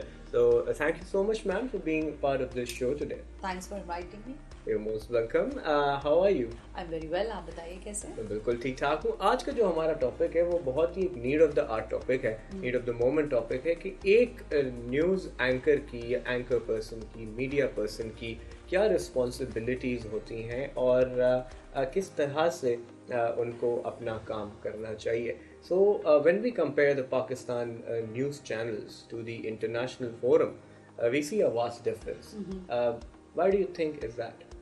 Well, Umar, आपने कहा responsibility क्या होती है, तो जब आप एक simple सा मैं सारे लोगों को कहूँगी आप गूगल भी करें कि जर्नलिस्ट की रिस्पॉन्सिबिलिटीज़ क्या हैं, तो वो आपको बताएगा, गूगल भी आपको ये कहेगा to gather the news, to inform the people, you know, लोगों को आप समझाएं, बताएं, आगाह रखें. और जिस ज़ाहिर है अगर हम इस्लाम की बात करें तो कुरान में भी इसका एक तज़किरा मौजूद है. बड़ी बड़ी भारी जिम्मेदारी है कि आपको किसी तक ख़बर पहुंचानी है. अब उसका तरीक़ाकार क्या होना चाहिए. देखें, कुरान का मैंने तज़किरा क्यों किया यहाँ पर कि वहाँ पर आयत मौजूद है कि किसी पर झूठी या सच्ची बातें लगाकर बयान न की जाएं. अब मसला ये है कि जब हम इतनी इम्पॉर्टेंट जिम्मेदारी पर बैठे हैं, जिसको जर्नलिस्ट कहते हैं आप, वहाँ अगर हम रियाकारी यानी कि आप आधा सच आधा झूठ और अपने मतलब की बात बताने की कोशिश करते हैं, तो बड़ी माजरत के साथ फिर आप जर्नलिज्म नहीं कर रहे होते, फिर आप फेवरेटिज्म कर रहे होते हैं. Right. और जब आप दुनिया से कम्पीट करने की, पाकिस्तान के जर्नलिस्ट की बात करते हैं, हमारा जर्नलिस्ट बहुत अच्छा है. बहुत सारे ऐसे सीनियर और सीजन जर्नलिस्ट हैं जिनका मैं नाम भी ले सकती हूँ, जिनके साथ हमने काम किया है और उन्होंने हमें वो मीडिया एथिक्स शायद सिखाए जो आज की दुनिया में या आज के जर्नलिस्ट में हमें नज़र नहीं आते. तो हम इंटरनेशनल मार्केट की अगर आप कहेंगे फॉक्स न्यूज़ किस तरह खबर चलाता है सनाशमी, तो शायद मैं आपको बता दूंगी, लेकिन अगर आप मुझसे पूछेंगे कि लोकल न्यूज़ नेटवर्क कैसे न्यूज़ चलाता है, तो मेरी उस पर कोई कमांड नहीं होगी, क्योंकि हमारे यहाँ शिफ्ट है बहुत ज़्यादा. हर जिस तरह की भीड़ चाल जिसको आप कहते हैं ना, मतलब लोगों को पता नहीं है, बस खबर आई उसको पीटना शुरू कर दिया. इंटरनेशनली कोई भी इवेंट होता है उसकी एक मियाद रखी जाती है, उसको वो रिपोर्ट करते हैं, उसके साथ उसका बैशिंग नहीं शुरू कर देते कि उसको ड्रम लेके बजाना शुरू कर देते हैं. हमारा इसका बिल्कुल डिफरेंट होता है. हम इंफॉर्मेशन कम देते हैं लेकिन हम शोर ज्यादा मचाते हैं. तो इंफॉर्मेशन बहुत लेस है हमारे पास, because I am sorry for some reasons हम रिसर्च नहीं करते, हम नहीं पढ़ते और हम नहीं जानना चाहते. I think that's the biggest difference जो हमें दुनिया के जर्नलिज्म से अगर हम कम्पीट करने की बात करें. जो पाकिस्तानी जर्नलिज्म है, हमारा जर्नलिज्म ज़्यादातर रिफ्लेक्ट करता है हमारे पड़ोसी मुल्क इंडिया के साथ. हम उसकी कॉपी कैट्स बनने की कोशिश करते हैं, कभी कभी उसमें आगे भी चले जाते हैं. लेकिन आई एम प्राउडली सेइंग कि अल्लाह का शुक्र है कि हम उनके लेवल पे नहीं पहुंचे जर्नलिज्म के अंदर, क्योंकि वो उनका journalism more looks like a exaggerated movie to me and thank God हम उस लेवल तक नहीं पहुंचे और अल्लाह ना करे कि कभी उस लेवल पे हम पहुंचे भी. बट आपने जिक्र किया शोर मचाने का, तो एक चीज़ जो नोटिस की एक आम आदमी ने कि सनसनी ज़्यादा होती है ब्रेकिंग न्यूज़ की रेस के अंदर. न्यूज़ अक्सर होती नहीं लेकिन उसको क्रिएट किया जाता है, और जब एक चीज़ है नहीं और उसको क्रिएट किया जाए तो बात की जो क्रेडिबिलिटी है वो वहीं ख़त्म हो जाती है. देखिए, एक चीज़ आपने लफ्ज़ इस्तेमाल किया सनसनी का ना. सनसनी फैलाने के लिए खबर का होना, उसका वजूद होना ज़रूरी है. जी. अब जब किसी चीज़ का आपने जैसे का वजूद ही नहीं है तो उस पर आप क्या खबर दे रहे हैं, ये कहलाते हैं गिमिक्स। और जो TRPs होती हैं वो इन्हीं गिमिक्स के थ्रू आपको डिलीवर हो रही होती हैं। देखिए आजकल सोशल मीडिया का दौर है, अगर आपका कैप्शन लिखा हुआ होता है कि जरा देखिए उसने उसका थप्पड़ क्यों मारा, पीपल नीड टू नो कि वो क्या हुआ है और वो उसको क्लिक जरूर करते हैं। सोशल मीडिया का मेरा जैसा शायद थोड़ा बहुत, या मेरे ख्याल है आप जैसा आदमी बहुत कम होगा कि उसको जाके क्लिक करे, क्योंकि हमें पता है कि अंदर कोई फजूली चीज़ होती है, कोई काम का मटेरियल नहीं निकलेगा। बट टेलीविजन के मीडियम में क्या होता है कि यहाँ आपको TRP गेन करने के लिए समटाइम्स उस तरह का खबर देनी पड़ जाती है जिससे शायद आप जिसे कहते हैं ना रिफ्लेक्शन नहीं दिखा सकते किसी सोसाइटी का। लेकिन क्यों कर रहे होते हैं आप? क्योंकि आपके कॉम्पिटिटर्स वो सारा काम कर रहे होते हैं। अगर आपका कॉम्पिटिटर वही काम कर रहा है, इस वक्त लगभग अगर 72 चैनल्स हैं और वो काम कर रहे हैं 72 चैनल्स, उसमें रीजनल्स भी हैं और बाकी सारे चैनल्स भी हैं, लेकिन जो स्पेशली न्यूज़ चैनल्स हैं वो अगर कोई एक टिकर लगा दें कि फलां शख्स ने थप्पड़ मार दिया SHO को या कुछ भी कर दिया, अब उसकी खबर आने में शायद बहुत टाइम लग जाए, उसकी खबर के अवामिल पता करने में बहुत वक्त लग जाए, लेकिन इस दौरानिए में जो कि लगभग 2 से 1.5 मिनट का होगा, सारे टीवी चैनल वही खबर नशर करना शुरू हो जाएंगे। और इसमें इस चीज़ को बिल्कुल महलूज़ खातिर नहीं रखा जाएगा कि इसमें सनसनी का एलिमेंट ज़्यादा है, इसमें खबरियत ज़्यादा है, या इसमें हकाइक ज़्यादा है, या इसमें सोसाइटी को आपने इन्फॉर्मेशन देनी है। ये तीनों चीज़ें पसे पुश चली जाती है। वो जो एक एलिमेंट है थप्पड़ मारने का या चपकलिश का या एक्सीडेंट का या किसी की बैशिंग का, वो सिर्फ प्रोमिनेंट होकर रह जाता है। राइट। एथिक्स का आपने जिक्र किया, जो एक ओरिजिनल जर्नलिज्म होता है और जो हम मीडिया स्टूडेंट्स पढ़ते हुए या जर्नलिज्म सीखते हुए जो आप सारे डूज एंड डोंट्स देखते हैं, उसके अंदर सबसे पहली चीज़ ये आती है कि आपने क्या चीज़ नहीं करनी है। जितनी चीज़ें जो नहीं करनी होती, for example showing violence, showing negativity, igniting the people for a certain cause और एनीथिंग, ये सारी चीज़ें डोंट्स में आती हैं। बट पाकिस्तान के न्यूज़ चैनल्स जब हम स्विच करते हैं तो 70 to 80% हमें चीज़ें यही दिखती हैं, आग जल रही हैं, बम फट रहे हैं, लोग मर रहे हैं, and all the negative side. Why is that? अच्छा उमर, आपकी इस बात को मैं इस तरह से आपको समझाऊं कि 2011 और 12 आई think, if I am not mistaken, so I think 12-13 के बाद ये वाला जो एक एलिमेंट था सेंसेशनलिज्म जिसको आप कहते हो, या सनसनी के साथ डोंट्स पर जो एक तरीक़ेकार था, वो बहरहाल कम होना शुरू हुआ। हाँ, देखें पाकिस्तान का जर्नलिस्ट बहुत मेहनत के बाद आज आज़ाद हुआ है, ये भी हमें याद रखना चाहिए। बिल्कुल मैं इस गलती को मानती हूँ, तस्लीम करती हूँ, क्योंकि हम उस चीज़ का हिस्सा बने जब 2000 में मैंने इस जर्नी का आगाज़ किया था जर्नलिज्म की। तो उस वक्त पाकिस्तान की सूरत हाल बहुत ख़राब थी, हमें रोज़ाना की बुनियाद पर बम ब्लास्ट भी नज़र आते थे, क्योंकि आपको पता है 9/11 के बाद सूरत हाल दुनिया की बदल चुकी थी। उस दौरान में हमसे जर्नलिस्टिक गलतियाँ हुई हैं। हमने ब्लड भी दिखाया, हमने खुरेजी भी दिखाई, हमने लोगों को मरते हुए भी दिखाया, और हमने मरते हुए लोगों से ये पूछा भी कि आपका बंदा मर गया, आपको कैसा लग रहा है। लेकिन उसके बाद ही, and I think as I said that कि 2010 बिटवीन और मे बी द 11 हमने इस पोस्चर को चेंज किया, और जो कोड ऑफ कंडक्ट मीडिया का तैयार किया गया उसमें इन सब चीज़ों को रखा गया। और जो सुप्रीम, जो हमारे, जैसे मैंने कहा, जो सीजन जर्नलिस्ट हैं, उन्होंने अपने जो पैरोकार थे बाकी दीगर जर्नलिस्ट, उनको समझाया कि आप जब टेलीविज़न पर कोई चीज़ नशर कर रहे हैं या दिखा रहे हैं, उसको लोगों तक टेलीकास्ट कर रहे हैं, तो उसका एथिक क्या होना चाहिए, क्या ब्लड दिखाना चाहिए या नहीं दिखाना चाहिए, दिखाना चाहिए तो कैसे दिखाना चाहिए, उसका बिलर कितना होना चाहिए, कितना नहीं होना चाहिए, एक एक्यूज से क्या क्वेश्चन कर सकते हैं, अगर कोई फैमिली का कोई किसी के लवाहिकीन है तो आप उससे क्या बात कर सकते हैं। ये सारे कोड ऑफ कंडक्ट मीडिया ने खुद तरतीब दिए, मीडिया के लोगों ने खुद बनाए। मैं ये बात फिर कहूँगी कि हाँ, गलती हुई है, और अब भी शायद कहीं माइनर से जाके, जैसे एक मुझे याद आ रहा है वाकया, पिछले साल की बात होगी, मैं एक दूसरे टीवी चैनल पे थी, ईद उल अजहा का मौका था और कुर्बानी हो रही थी, तो उसमें ब्लड दिखाया जा रहा था। खैर बहरहाल ये एक प्रोड्यूसर की जिम्मेदारी होती है, जो न्यूज़ रूम का प्रोड्यूसर होता है, न्यूज़ प्रोड्यूसर के, वो देखे एक एक चीज़ को कि जो वो एयर करने जा रहा है वो क्या चीज़ है, वो क्या चीज़ें हैं। लेकिन प्रोड्यूसर से वहाँ गलती हुई, और एडिटर ने वो ब्लड जो है, जो गाय ज़िबा हो रही थी या जो नहार किया जा रहा था, ऊँट को नहर किया जा रहा था, वो पूरा ब्लड ऑन एयर चला गया। वो ऑन एयर गया ही था, मतलब सेकंड्स का, कुछ लम्हे का मेरा ख्याल है टाइमिंग आया होगा कि मैं खुद बैक पर थी न्यूज़ फ्लोर पर, मैंने दौड़ कर वहाँ पर से चिल्ला के, आपको पता है न्यूज़ रूम का एक अलग माहौल होता है, तो मैंने बहुत ज़्यादा लाउड होके कहा कि ये हम क्या दिखा रहे हैं। तो हमने उसको उसी वक्त रोका और फिर ज़ाहिर सरजनिश भी हुई उन लोगों को, उनसे पूछा भी गया कि ये गलती कैसे सरजद हो गई, क्योंकि हम एक मीडिया चैनल के लोग हैं, हमसे हम इस तरह के एक्सीडेंट्स को रोज़ाना की बेसिस पे बर्दाश्त नहीं कर सकते। सो यस, मीडिया एथिक्स ये हैं कि आप लोगों से, मरते हुए आदमी से ना पूछें जाकर कि आपको कैसा लग रहा है आप मर रहे हैं, या उसका बंदा किसी के घर में कोई मतलब चोरी डकैती कुछ भी हो गया और आप पूछें उससे कि आप उस वक्त कहाँ थे, वो कहेगा अगर मैं होता यहाँ तो मैं, ये सब तो ना होता ना, मतलब आई मीन समटाइम्स हम बहुत ही फुलिश किस्म के क्वेश्चंस करते हैं। कॉमन सेंस होना जरूरी है इसमें। एक और चीज पे अगर हम आए देखें, आपने सीजन जर्नलिस्ट का जिक्र किया, तो हमारे पास बहुत अच्छे सीजन जर्नलिस्ट हैं who are on the top level, but when we talk about the reporters and everyone who's on the field और जो रिपोर्टिंग कर रहे होते हैं, क्योंकि जितने सीजन जर्नलिस्ट उनका शायद पूरे दिन में आधे घंटे 1 घंटे का प्रोग्राम होता है, बट जो ज़्यादातर मटेरियल आ रहा होता है on that is reporters who are creating stories around the city and around the country।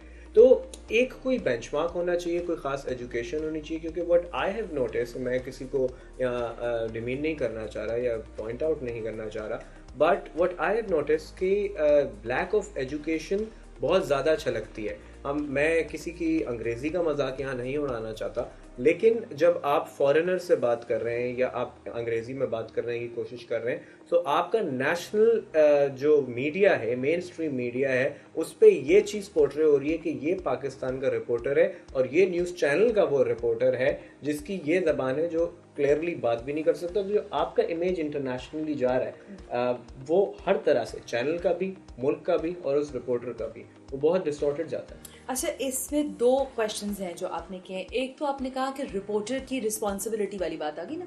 देखिए, I am really sorry for that कि हमारे यहाँ वर्कशॉप्स बहुत होती हैं, रिपोर्टर्स की भी होती हैं, प्रोड्यूसर्स की भी होती हैं और शायद मेरा ख्याल एंकर्स की भी होती हैं, लेकिन जो प्रोफेशनल ट्रेनिंग होती है वो नहीं होती है। ये एक डिलेमा है और ये डिलेमा मुझे लगता है इसलिए भी है कि मेरे बाद की जो जनरेशन अब मैं देख रही हूँ, अपने बाद की इसलिए कह रही हूँ क्योंकि अब वो हमारे सामने जिस तरह से काम कर रहे होते हैं तो हमें नज़र आ रहा होता है, हमारी नेक्स्ट जनरेशन बहुत कम कैपेसिटी रखती है सीखने की। उसको समझाया भी जाए तो शायद वो उस तरबियत से नहीं समझना चाह रहे होते हैं। अब दूसरा सवाल जो आपने कहा, एक तो देखें ट्रेनिंग का फुकदान है। मीडिया टीवी चैनल्स के लोगों को मैं यहाँ से ग्रीनिच के इस स्टूडियो से इस बात का ज़रूर पैगाम देना चाहूँगी कि आप अपने लोगों की ट्रेनिंग्स करवाएं। आप प्रोफेशनल जर्नलिस्ट को दुनिया भर से, यहाँ पे मैं बड़े बड़े इदारों के नाम आपको लेके बता सकती हूँ, मतलब लोग आए थे यहाँ, हमने ट्रेनिंग्स हासिल की, हमने रॉयटर्स से हासिल की, हमें बताया गया कि how to edit, how to produce the programs, how to edit the news and how to edit the program, news की लिखने का तरीका क्या है, कैप्शन कैसे बनेगा। आई मीन बहुत ही निटिग्रिटीज में जाके हमारी ट्रेनिंग हुई है। लेकिन अब मैं वो बार बार बात दोहरा रही हूँ, लेकिन शायद मुझे लगता है कि इस वक्त बहुत ज़्यादा कमी है हमारे रिपोर्टर्स की ट्रेनिंग की। वो लगता है कि माइक पकड़ के बस बोले जाना है, क्या बोलना है, किस स्पेस में बोलना है। देखिए, गुफ्तगू करते हुए 2 मयार होते हैं। जब आप किसी से बात करें तो आपकी बात मुकम्मल तौर पर उसको समझ आनी चाहिए और आपका लहजा इतना शफाफ होना चाहिए कि अगर वो आपके जुमले गिनना चाहे तो वो गिन ले कि आपने 1 मिनट में 70 अल्फाज बोले हैं कि 100 अल्फाज बोले या लफ्ज़ बोले। तो कहने का मकसद ये है कि एक तो ट्रेनिंग का बहुत बड़ा फुकदान है। फिर जब आप बात करते हो अंग्रेज़ी की या उर्दू की या जिस भी आप ज़ुबान में बात करते हैं, देखिए अंग्रेज़ी का तो मामला ये है उमर साहब कि ये हमारी कोई मदर टंग तो है नहीं, ठीक है, लेकिन अगर हम इसमें फ्लुएंट होना चाहते हैं और अपने आप को दिखाना चाहते हैं कि हम कोई 30 मार खान हैं, तो फिर उसके लिए भाई पढ़ लिख के आए तो ज़्यादा बेहतर है। लेकिन वो कहते हैं ना कि जिसका काम उसी को साझे, जो काम आपको आता नहीं वो काम ना कीजिए। जिस लहजे या जिस लैंग्वेज में आपकी कमांड ही नहीं है तो आप अगर उस पर ना भी बात करें तो कोई उसमें मजायका नहीं है। लेकिन जब आप इंटरनेशनल इमेज की बात करते हो तो मैं इसमें 2-3 चीज़ें कहना चाहूँगी। देखिए, नेशनल मीडिया पे जो रिपोर्टर्स काम कर रहे हैं, इल्ला माशाल्लाह मेरा ख्याल है कोई मैस कॉम करके आया हुआ होगा, इल्ला माशाल्लाह होगा। तो अगर इल्ला माशाल्लाह लोग मैस कॉम करके आए हुए हैं तो वो कैसे उस चीज़ की रिस्पॉन्सिबिलिटी को उस तरह डिलीवर करेंगे। मैंने इनिशियली बात ये की थी कि एक एंट्रेंस पे बेंचमार्क बने, कोई रिक्वायरमेंट्स हो, क्योंकि एक जो इमेज बना हुआ था वो ये कि जी आप कहीं कुछ नहीं हो रहा, कुछ नहीं कर सकते तो मीडिया में आ जाओ।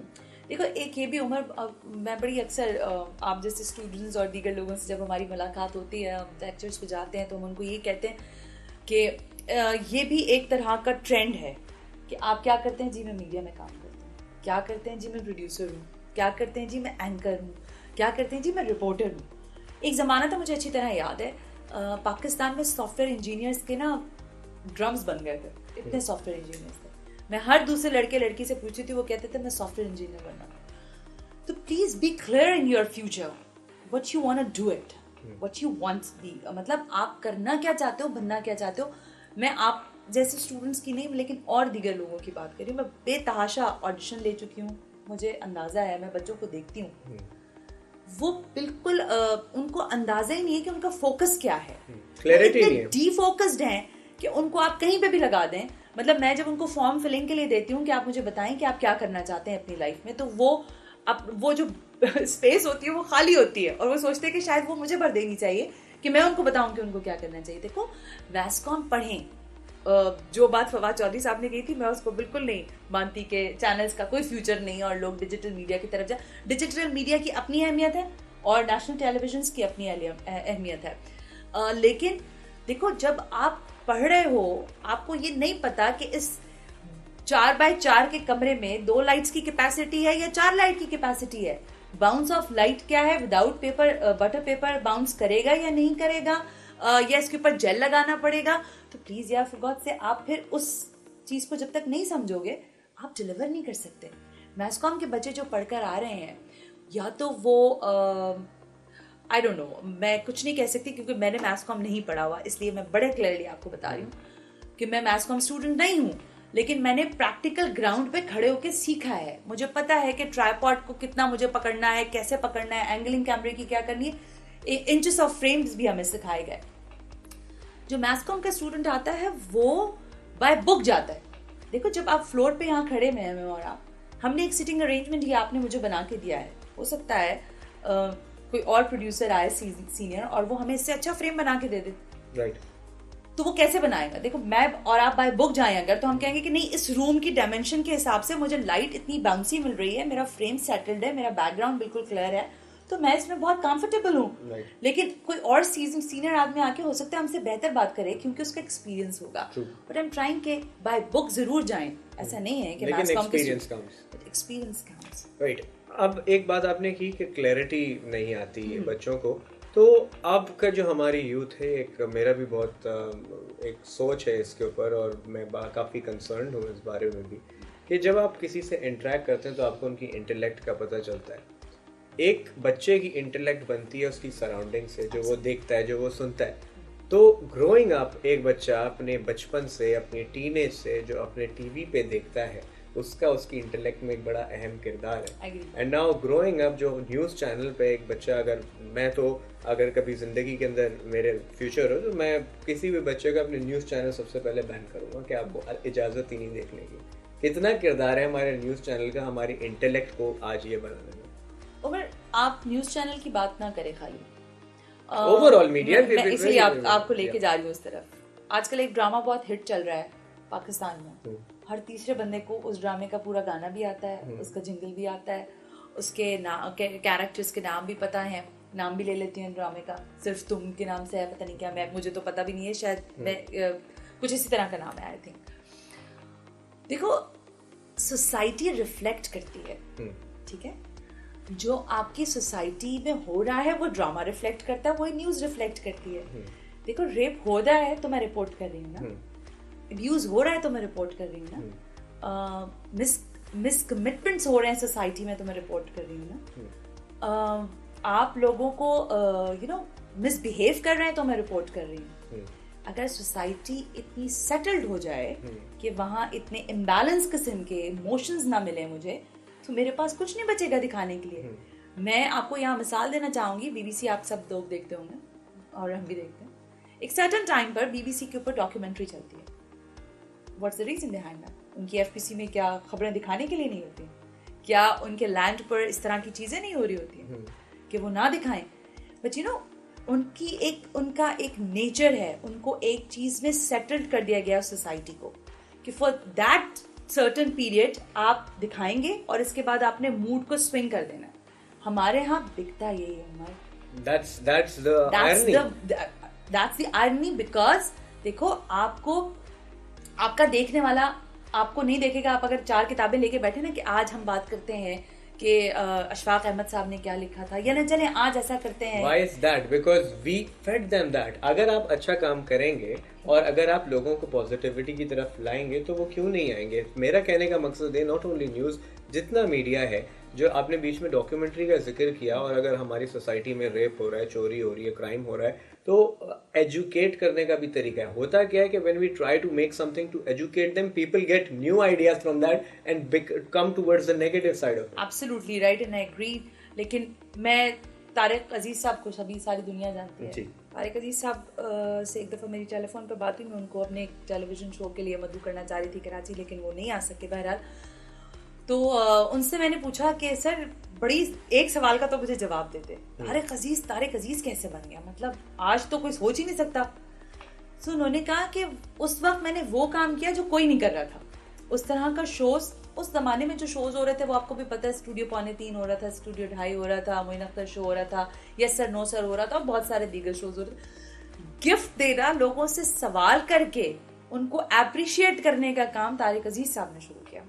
उन्होंने कहा ये मैंने लोगों को सिखाने की मेरी एक या पाकिस्तान टेलीविजन का एक विजन था कि हम लोगों को एजुकेट भी करें और उनको प्रेज भी करें साथ साथ। अब क्या हो रहा है, उसका बिल्कुल अलग हो रहा है।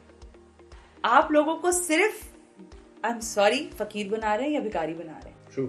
ये ले लो मोटर बाइक, ये ले लो कपड़े, ये ले लो और गाना, उसके लिए करवा और ये क्या ले रहे हैं, एजुकेट करने की जगह डांस करवा रहे हैं, ये चीज उनका मजाक बनवा रहे हैं। इसीलिए एलिमेंट पे एक केक रखा है, आप कह रहे हैं इस केक को आप मुंह से खाएं, और वो पूरा केक खाते हुए बंदी की शक्ल बिगड़ गई या खातून की शक्ल बिगड़ गई।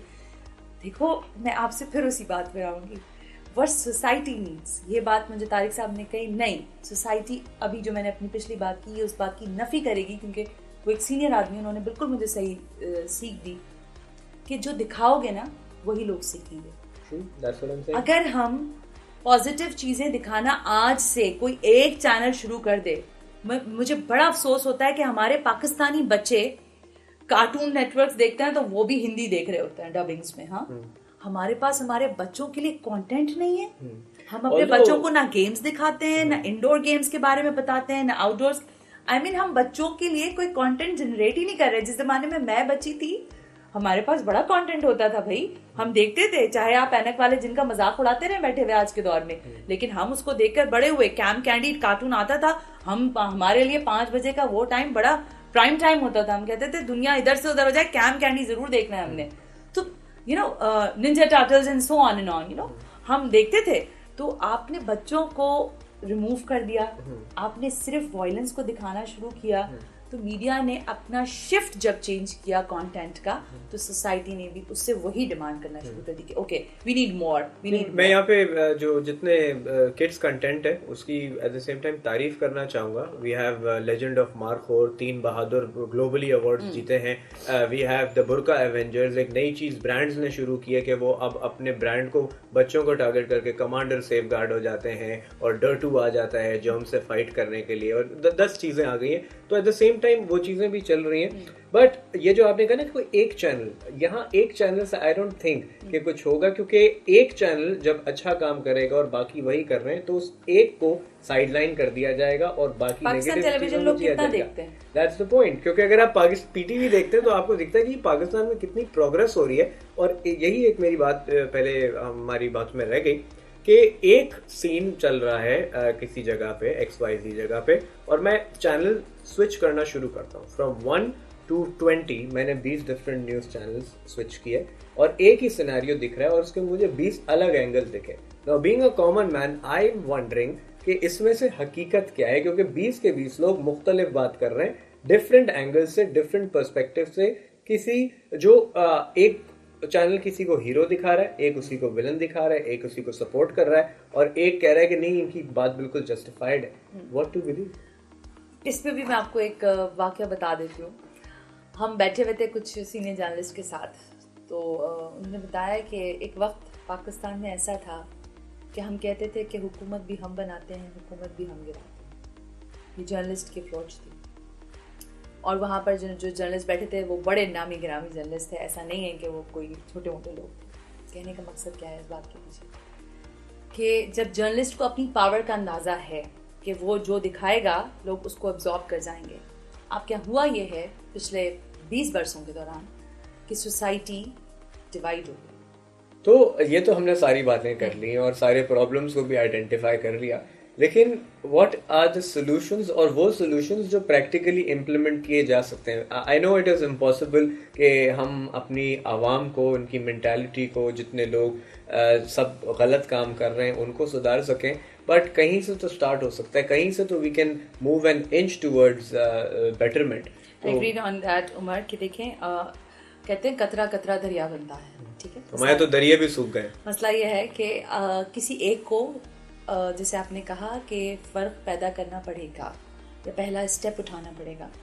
उसके लिए चाहे एंटरटेनमेंट साइड हो, चाहे न्यूज़ साइड हो, या फिर दीगर और जो जॉनराज हैं उसमें काम करने वाले लोग हों, टेलीविज़न के अलावा रेडियो का मीडियम हो, अखबार हो, या फिर डिजिटल मीडिया हो आपका, कहीं बेहतरी की शुरुआत करनी पड़ेगी। जितनी नेगेटिविटी को प्रमोट कर रहे हैं हम, अगर हम थोड़ा सा इसमें एजुकेशनल एलिमेंट ऐड कर दें तो वो नेगेटिविटी ऑटोमेटिकली बिल्कुल ख़त्म या आहिस्ता आहिस्ता उसका असर ज़ायल होना शुरू हो जाएगा।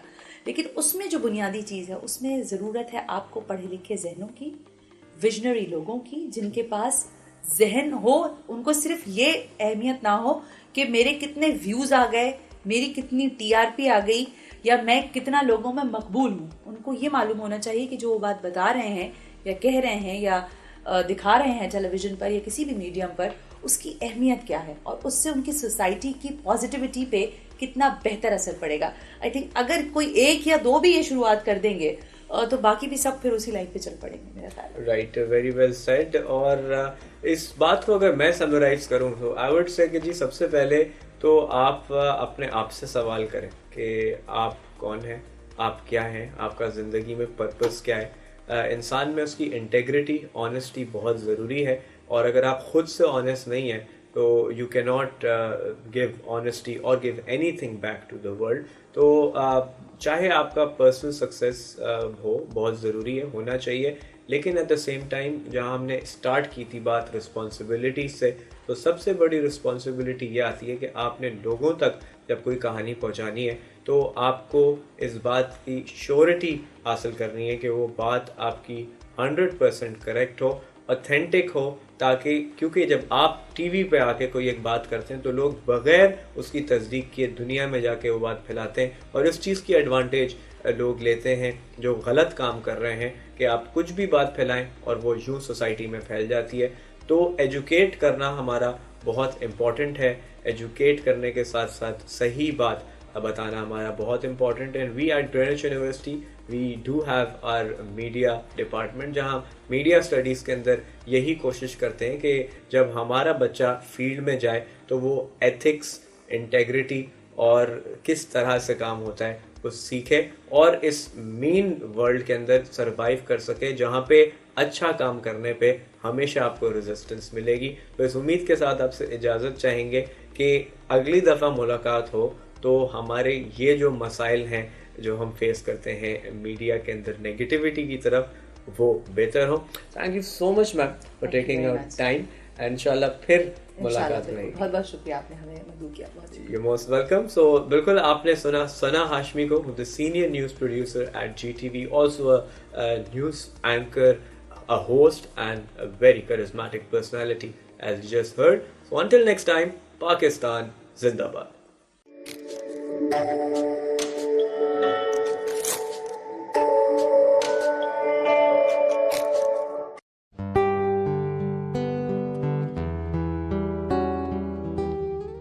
Mr. Sirajuddin Aziz is an institution within himself. He's regarded as one of the leading bankers of this day and age, not only on a national level, but internationally as well. His contributions to the executive financial sectors of banking like marketing, foreign trade, corporate credit, and trading and development, to name a few, are groundbreaking. Mr. Aziz started his career in 1977 at the Bank of Credit and Commerce International. After making his mark, he moved to different professional assignments, which took him to numerous countries, such as Nigeria, Abu Dhabi, and England. where he rendered his exemplary services. Mr. Siraj is currently heading the Habib Metropolitan Bank as President and CEO. Under his unparalleled leadership, the bank has seen immense growth, with the network growing impressively in all parts of Pakistan. He is also one of the founding members of UBL and served as CEO of Bank Al-Falah, where he led the bank to sustained growth. With 406 branches in 5 countries and an HR complement of over 10,000 employees. He has vigorously promoted Pakistan as a trading partner and attracted large investments in his capacity as bank head. He has proceeded on to actively overseeing the entire spectrum of banking operations of various banks for over the last 15 years. So you have held top positions in the banking sector. What was the one thing that made you choose this sector, and why do you keep going on in it? To be honest, I did not select banking as a profession. I went there accidentally, in the sense that everybody from my class while we were at the university were applying for a classified ad response in the Daily Dawn. Okay. And from one interview to the other, it was a journey, and suddenly I decided to plunge into banking. The fact that I have clung to it is the fact that I realized over the period of time that I spent there that banking is not about money, banking is not about economics, banking is about people, and people interest me. So in your book, Bitter and Sweet, you wrote that you gave meaning to your father's life. How was that? The book that you're mentioning is actually an autobiography of my father. I have only put in an afterword and I've called it my book. It's essentially largely written by him. The fact that my child gives a meaning to my life today is the same fact that I narrated that I gave meaning to my parents. And that meaning became more pronounced and more important in his life because I lost my mother at a very young age. So I was his motivating factor to go on with life. That's why I mentioned to him that I gave meaning to his life. And other than that, you have been an inspiration to all of us. That's very kind of you. Is there anything you would like to give as a message to our graduating students? Please, I would implore upon each and every single graduate today that please look at the faces of your parents. They're smiling, they're happy. Don't pull out that smile ever from their face. Let it remain there, radiating and smiling and giving you strength for your life. Thank you so much for giving us your time, sir. Thank you. Pleasure is mine. Aziz, an inspirational personality and a noted visionary of our time, is not only binded to the banking and financial sectors, but is also a teacher at heart. He yearns to see the youth of today taking our country to greater heights. He has penned a number of poems and writings on different topics and is also an avid reader. Mr. Siraj's career is one which has seen growth at an exponential level. He has been the recipient of numerous awards, all highlighting the milestones that he has acquired over the time of his illustrious career. He is a man of many talents and is duly credited for it. Despite being a distinguished banker and having a strenuous schedule, Mr. Aziz is still a dedicated family person. He has always been and remains a man of virtue. When I got married, we went abroad, we went to Nigeria. His first posting was when I got married. Before that, he has been staying at London, Abu Dhabi. But at Lagos, we had a very good time there. He's a very good husband. और यानी कि we take advantage of it also because he's good. और बस एक शिकायत है because time ज़्यादा नहीं देते ये घर पे. और he comes around about 9:30 at times. ज़ाहिर है we hardly, because he's very fond of his children. So even though they don't get the time they need, or he's not fond of going out, having food out, just wants to be at home with his children. तो जो कुछ भी है हम लोग छोटी सी family है. Good. He is humble, disciplined, and extraordinarily giving. He inspires those he meets with his undiluted humbleness, sincerity, and compassion. He delivers every word he speaks with a dignified thoughtfulness and humble sweetness that leaves his audience overswept. with a sense of calm and an urge to listen to more. For his significant contributions to the development of his beloved country's financial sector and for his honorable public service, the degree of Doctor of Financial Management honoris causa is being awarded to Mr. Sirajuddin Aziz at the Convocation 2015 of Greenwich University, Pakistan.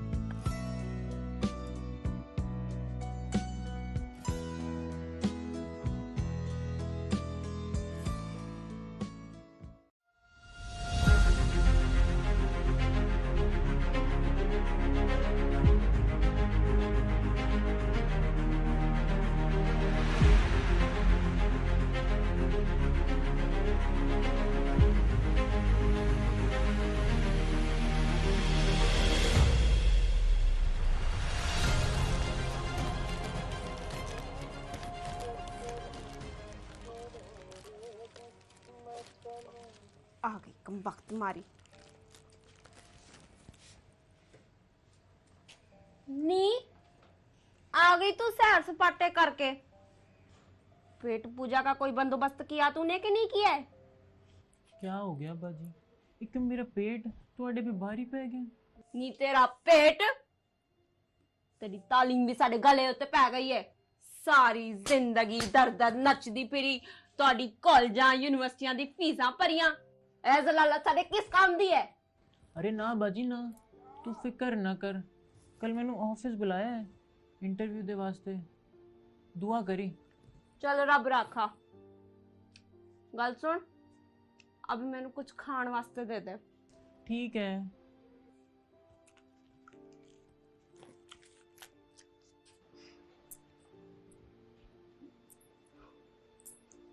Hi, I'm here for an interview. What's your name?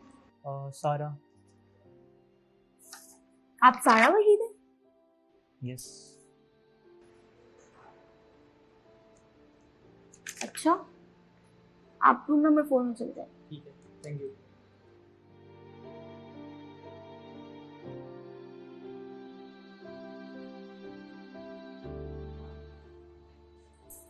May I come in? Send Sarah in. Yes, I am Sarah. Oh, yes, come in.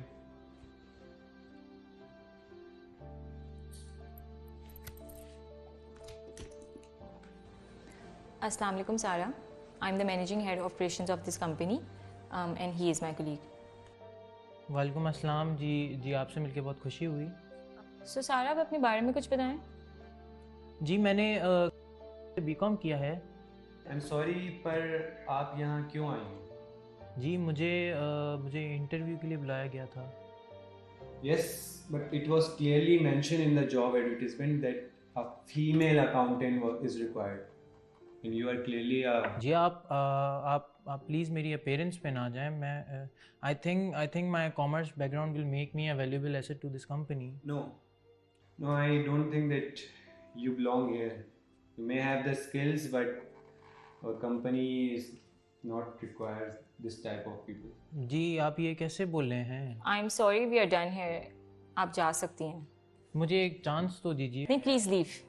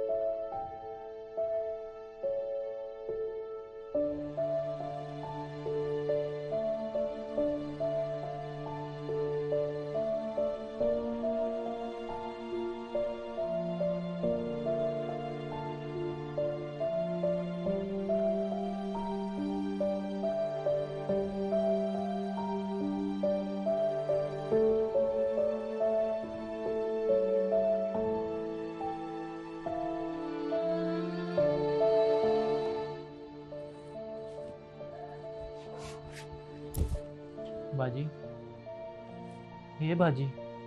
हाय मैं मर गई। बाजी कैसे कर लेती है? कैसे सह लेती है इन सब के ताने?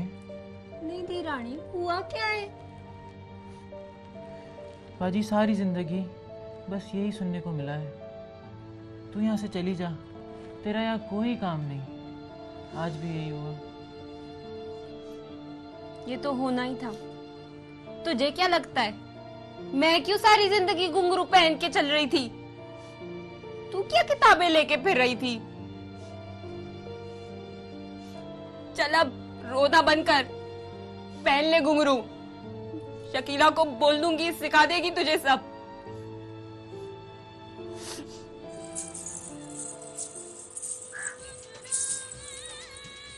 We urge the governmental and non-governmental organizations, private corporations, and business entities to come forward and play their part in the society by providing respectable earning opportunities to the transgender community to enable them to lead a healthy and happy life.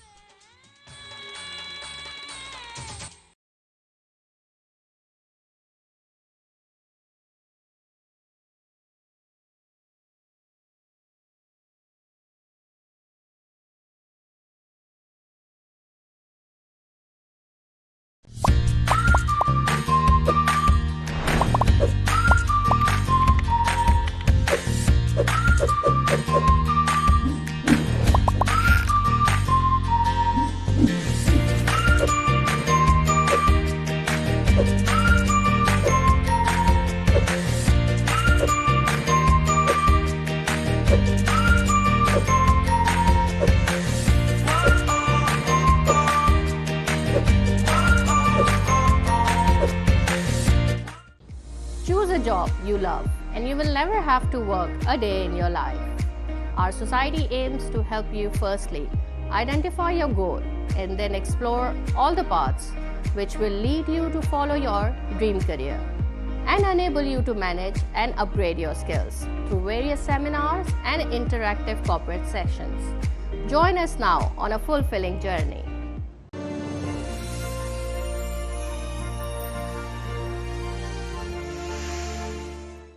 जब मेहनत, हिम्मत, जहानत, लियाकत और खिदमत इंसानियत की सिफात इंसानी वजूद में ढल जाएं, तो सरदार मोहम्मद यासीन मलिक का खाका सामने आता है। सरदार यासीन मलिक एक अहद साज और हमा जहद शख्सियत के मालिक हैं। फरोग़ तालीम के लिए अनथक मेहनत, मुस्तहक़ीन की मुसलसल खिदमत और पाकिस्तान की तामीर और तरक्की के लिए खिदमत बा तर्ज़ इबादत आपकी जिंदगी का नस्बुल ऐन है। सरदार यासीन मलिक 1941 में बर्रे सगीर में पैदा हुए और तक़सीम हिंद के बाद 9 साल की उम्र में पाकिस्तान तशरीफ ले आए। इल्म की शमा से मुआशरे को मुनव्वर करने वाली शख्सियत यासीन मलिक ने अपनी इब्तिदाई तालीम लियारी से हासिल की और बाद अज़ां हुसूल इल्म की गरज से सिंध मदरसतुल इस्लाम और सेंट पैट्रिक कॉलेज से मुंसलिक हुए। यासीन साहब की इब्तिदाई जिंदगी उसरत से इबारत है। वो बिजली की अदम दस्तयाबी के सबब सड़क किनारे आवीज़ा बरक़ी कुमकुमों तले मुताला किया करते और इसी इल्म, दोस्ती, अज़्म हिम्मत, मेहनत लगन और जहद मुसलसल की बदौलत आप कठिन लम्हात और मुश्किल औकात को शिकस्त देकर कामयाबी और कामरानी से सरफराज हुए। सरदार यासीन मलिक जहां मुल्की मईशत को इस्तेहकाम बख्शने में कलीदी किरदार अदा कर रहे हैं, वहीं दुखी इंसानियत की खिदमत और बेसहारा लोगों की मुआवनत के साथ साथ फलाही और रिफाई इदारों से भरपूर ताउन करना इनकी अव्वलीन तरजीहात में शामिल है। बतौर नायब सदर अंजुमन हिलाल अहमर पाकिस्तान, आपने कुदरती आफात से मुतासिरा अफराद की बहाली के लिए जो इक़दामात किए वो यकीनन काबिल सताइश है। सरदार यासीन मलिक ने उबूरी हुकूमत में न सिर्फ सूबाई वजीर बराए मजहबी उमूर खिदमात अंजाम दी, बल्कि अपनी लियाकत और वक़ी तजुर्बे की बदौलत वजीर आज़म पाकिस्तान के मुआविन खुसूसी भी मुकर्रर हुए। बहैसियत डायरेक्टर पाकिस्तान स्टेट ऑयल सरदार साहब की खिदमात को किसी तौर फरामोश नहीं किया जा सकता। दर्स व तदरीस की फरोग व तरवीज और तलबा को जदीद उलूम व फनून से आरास्ता करने के लिए यासीन साहब ने सैकड़ों तालीमी इदारों की माली मुआवनत फरमाई और आज भी मुताद्दिद स्कूलों, कॉलेजों और जामियात की सरपरस्ती के फराइज अंजाम दे रहे हैं। यासीन साहब को इनकी गिरा कद्र समाजी खिदमात के एवज हुकूमत पाकिस्तान की जानिब से हिलाल इम्तियाज और सितारे इम्तियाज अता किए गए। अवामुन्नास की बेपनाह फलाह बहबूद के एतराफ में इन्हें साल 2004 में मुल्क का बेहतरीन आदमी करार दिया गया। वालेकुम अस्सलाम रहमतुल्लाहि व बरकातुहू। Sir, as you have known Mr. Sardar Yasin Malik for a very long time, and we are awarding him with an honorary doctorate degree. Is there anything you would like to say about his personality? Sardar Sahab is a very interesting and impressive personality. He is a man of many qualities. Most among them, or most foremost among them, is that he is a very humane person, always considerate for others. And interestingly, we met regarding public service to do with the setting up of public toilets. And he was forthright in helping establish a chain. Then whether it had to do with medical treatment, educational stipends, other marriages and other needs of people, he was always forthcoming, ever ready to help. Now, these are qualities that are, mashallah, needed and dear to Allah subhanahu wa ta'ala and to our Prophet Muhammad sallallahu alaihi wasallam. And I think it is something that leaves a deep mark on society. What do you think is the one thing that has made Mr. Yasin Malik achieve all the milestones that he has achieved? Of course, everything is with the blessings of Almighty Allah, but it is his hard work, his sincerity, his vision, and like I said, his concern for others. And I'm glad that you have recognized his services to society and are awarding him with this degree. I wish you and Sardar Sahab the best. May Allah bless you all. Assalamu sir, आपका ताल्लुक सरदार यासीन मलिक से बहुत पुराना और गहरा रहा है। क्या आप उनके बारे में अपने ख्यालात का इज़हार करना चाहेंगे? जी बिल्कुल। जब आपने सरदार यासीन मलिक के बारे में पूछा तो यकीन कीजिए नाम सुनते ही फरिश्ता खतलत इंसान की याद आ जाती है। आपको याद होगा, पढ़ा होगा आपने कभी कि नूरजहां ने कश्मीर के बारे में कहा था कि अगर फिरदौस बर रुए ज़मीयत हमी हस्त तो मैं ये कहूँगा कि अगर ज़मीन पर कोई फरिश्ता मौजूद है तो वो सरदार यासीन मलिक हैं। उनको आप देखिए, चलते फिरते फरिश्ता हैं, नहायत खुश मिजाज, नहायत नरमगो, नहायत अनजूमिंग, किसी किस्म का तसन्नुन नहीं है उनकी बातों में या उनके रहन सहन में। ये वो चीज़ें हैं कि जो उनको सबसे नुमायाँ करती हैं। Pakistan is a land of opportunity. यहाँ बहुत कुछ है, तनहा काम करने की कोशिश ना करें, बल्कि इसमें अपने कारोबार के लिए, अपने कैरियर के लिए कोशिश करें कि दयानतदार लोग आप ढूंढें। ग्रेजुएशन में थे तो हमारे साथ मोहम्मद सिद्दीक शेख हमारे क्लास में पढ़ते थे। उनका केमिकल का काम था, जहाँ से मेरे कैरियर शुरू हुआ कारोबार का। मैं वहाँ पर एज ए सेल्समैन काम करता था कॉलेज के टाइम के बाद में। तो 1% कमीशन मिलती थी मुझे, और मुझे एक्नॉलेज करना चाहिए मोहम्मद सिद्दीक शेख को। उन्होंने मुझे बहुत आगे बढ़ाया और ultimately ended up what I am today. Mustafa कमाल पाशा प्रैक्टिकल लाइफ में ही वाज माय गाइड, और ऑफ कोर्स हुज़ूर अकरम सल्लल्लाहु अलैहि वसल्लम मेरी ज़िंदगी में पहले नंबर पे आते हैं। माँ का जिक्र है तो मेरी माँ की दुआ मेरा ख्याल है कि बहुत ज़रूरी है। बहरहाल my father has been 105 years old।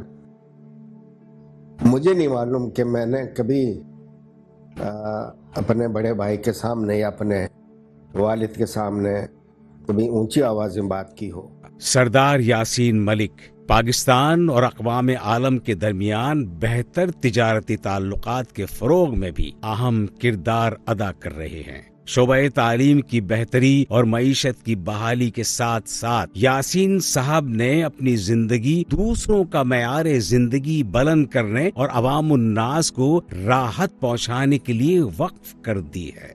Greenwich university सरदार यासीन मलिक को इनकी गिरां कद्र खिदमात के एवज एजाजी डॉक्टरेट की सनद तफवीज करती है।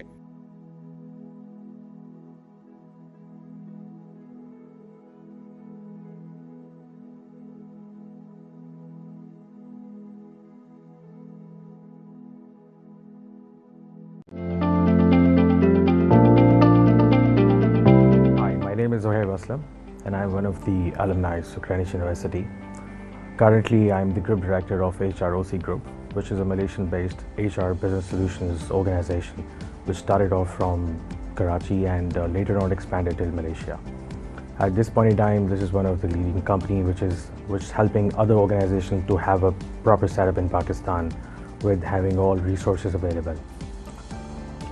Wherever I am today, it's probably because of what I was taught back then when I was at Greenwich University, and I'm quite thankful to my faculty and my Vice Chancellor and everybody who was a part of the Greenwich University. They put in all their effort to ensure that they shape out an ordinary person into somebody who can bring in a change into the society. So I have represented myself at a lot of places on international forums, local forums, and everywhere I've mentioned very proudly that I am not a foreign graduate from any university of Harvard, but I'm actually a graduate of Greenwich University, and I'm quite thankful to it. So thank you, Greenwich, for shaping me out. Looking forward to having more forever.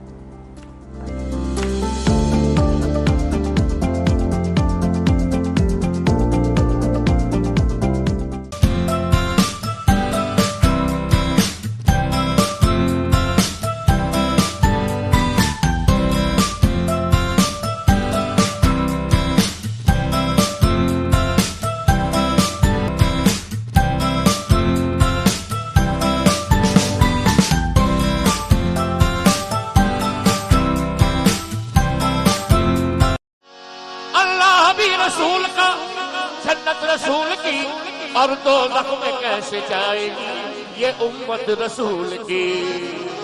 भर दो झोली भर दो झोली भर दो झोली तुम्हारे आसान से ज़माना क्या नहीं पाता, तुम्हारे आसान से ज़माना क्या नहीं पाता।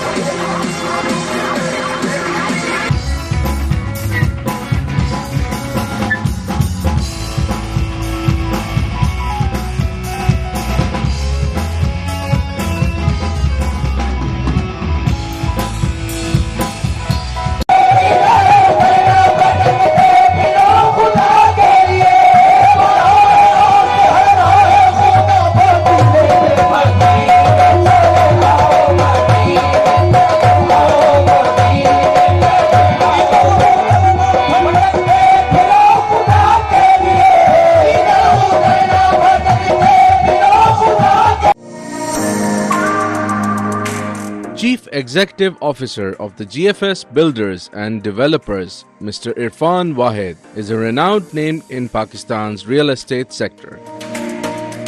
Mr. Irfan Wahed graduated in Business Administration from Greenwich University and went on to prove his mettle at the University of Washington, where he completed his MBA. He also received certificates in real estate from the prestigious London School of Economics. He has held several business management, supervision, and executive positions in the UK and USA for over 6 years. An enthusiast for sustainable foundations, he specializes in architectural design innovation and superior craftsmanship. His recent endeavors include building the Seven Wonders City in Karachi and Islamabad. GFS का vision ये है कि हम quality housing provide करें उन lower middle class और middle class लोगों के लिए जिनके लिए एक क्वालिटी लिविंग एक ड्रीम है। Mr. Wahid co-chairs the Maiman Supreme Council and is actively involved with Association of Builders and Developers Pakistan. We are very proud. आज हम ये कहना मैं पसंद करूँगा कि इन लोगों का विजन जो था और इन लोगों की जो बनाई हुई चीज़ें थी वो इतनी मजबूत थी, इतना स्ट्रॉन्ग उन्होंने बिल्ड किया हमारे जैसे लोगों के ऊपर, हमारे जैसे स्टूडेंट्स के ऊपर, कि दे flourished in their careers and in their practical life. अच्छा बिजनेसमैन, अच्छा एंटरप्रेन्योर बनने से पहले आपको अच्छा इंसान होना ज़रूरी है, और अच्छा इंसान होने के लिए टीम वर्क की, हार्ड वर्क की, as well as leadership skill, इन सारी चीज़ों में I think Irfan Wahid has 10 out of 10. Karachi पे जब कोई मुश्किल वक्त आया है, मैं समझता हूँ यहाँ पर बिल्डर्स की कमी है, लेकिन इरफान वाहिद साहब ने पाकिस्तान पे जब कोई मुश्किल घड़ी आई आगे बढ़कर पाकिस्तान के बेटे होने का सबूत दिया है, और इनकी इसी खिदमत की वजह से हम बड़े फख्र से कहते हैं कि इरफान वाहिद साहब पाकिस्तान के बेटे। मैंने स्ट्रगल करता हुआ देखा है, इसके बहुत अच्छे, इसके अंदर फेथ है, बहुत मेहनती बहुत है, हार्ड वर्किंग बहुत है, he is honest, he has got integrity, ये कमिटमेंट का पक्का है, ये कभी अपनी कमिटमेंट से पीछे नहीं हटता है, कुछ भी हो जाए, कैसे भी हो जाए, वो अपना कमिटमेंट पूरा करने की कोशिश करता है। Mr. Irfan Wahid is also involved in several social initiatives, including the launch of Korangi's first community park and collaboration with Shahid Afridi Foundation. In recognition of his achievement, Greenwich University presents him with Alumni Excellence Award 2022.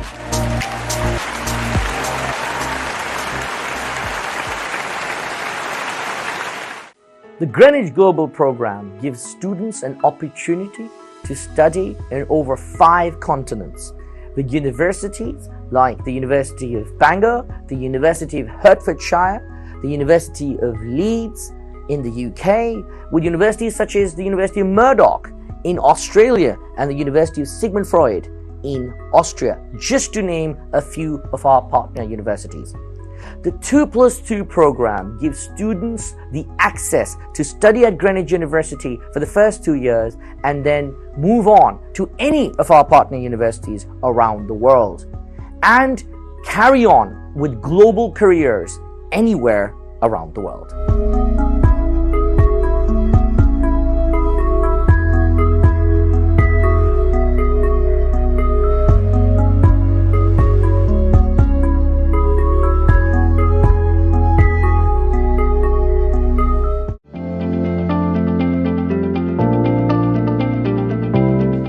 My name is Akib Sayed. I am currently the Group GM Marketing for Multinet Pakistan Limited.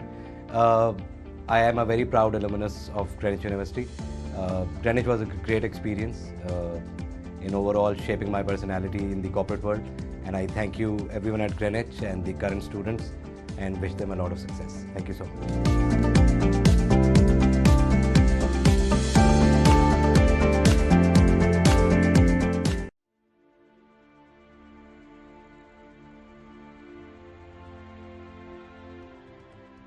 So welcome to a session of the High-Level Political Forum. We need to rethink the idea of governance by placing SDG 16 at its center. Institutional and policy innovations at local, national, regional and international levels can accelerate the implementation of SDG 16 and promote integrated whole of society approaches. This is essential in order to tackle complex challenges such as increasing inequalities, social and economic insecurity, climate change, and rapid technological disruption. As the pandemic continues to rage, public service institutions in conflict-affected countries have been tested in their capacity to mount a coordinated response. Slow, ineffective, or unfairly distributed responses have fueled simmering discontent and distrust in the state and undermined social cohesion and economic resilience. Renewing the social contract, strengthening the rule of law, democratic institutions, and rebuilding trust between people and governments has emerged as key to making progress on the SDGs. The poor and vulnerable are more exposed to its impact and face more difficulties in adjusting to the new normal. We therefore need to ensure that our responses are well targeted and effectively reach the poor and vulnerable. For this, accountable governance is the key. Уважаемая госпожа модератор, мы хотели бы сделать короткую ремарку по теме цели устойчивого развития. We'd like to make a statement on SDG 3. The Russian scientists have already developed 4 vaccines for COVID on their relevant technical platforms. The first of them, Sputnik V, has now being used in 60 countries, being used by more than 1.5 billion people. We are ready for future cooperation with other partners in the future to put an end to the COVID-19 pandemic and to ensure efforts are made to achieve SDG 3. Bonjour, permettez-moi de m'exprimer en français. Monsieur le... Myself in French, if I may. Mr. President, Excellencies, ladies and gentlemen, the COVID-19 pandemic has had a spectacular impact of the world's efforts to reduce poverty. It also provides us with an opportunity to build a better future.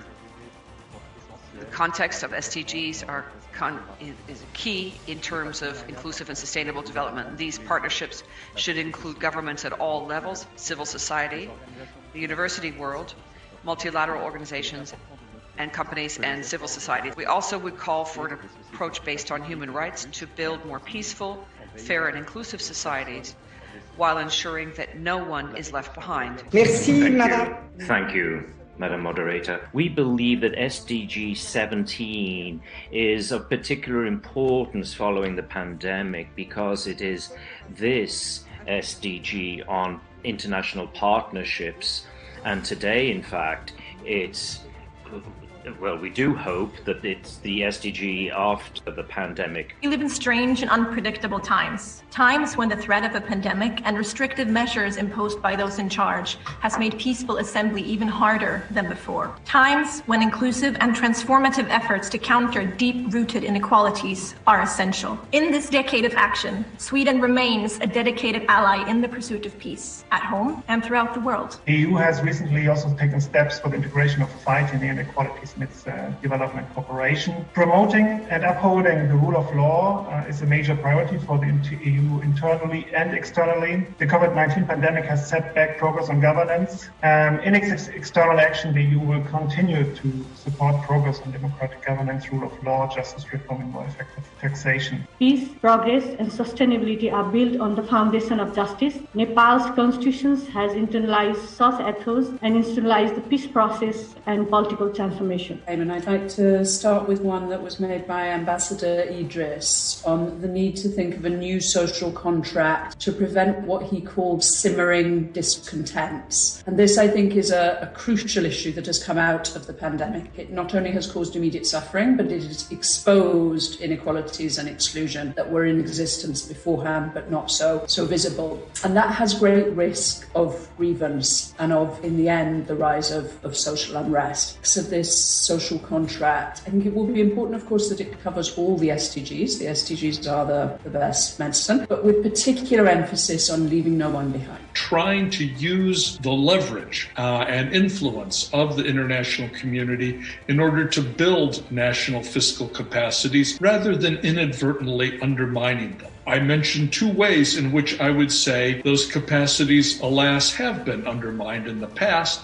One, the relentless ideological pursuit of free trade, even when that has meant reducing or eliminating tariffs on luxury goods. And secondly, via deeply entrenched resistance of members of the international community to setting a good example by paying taxes and tariffs themselves when they are in host developing countries. countries.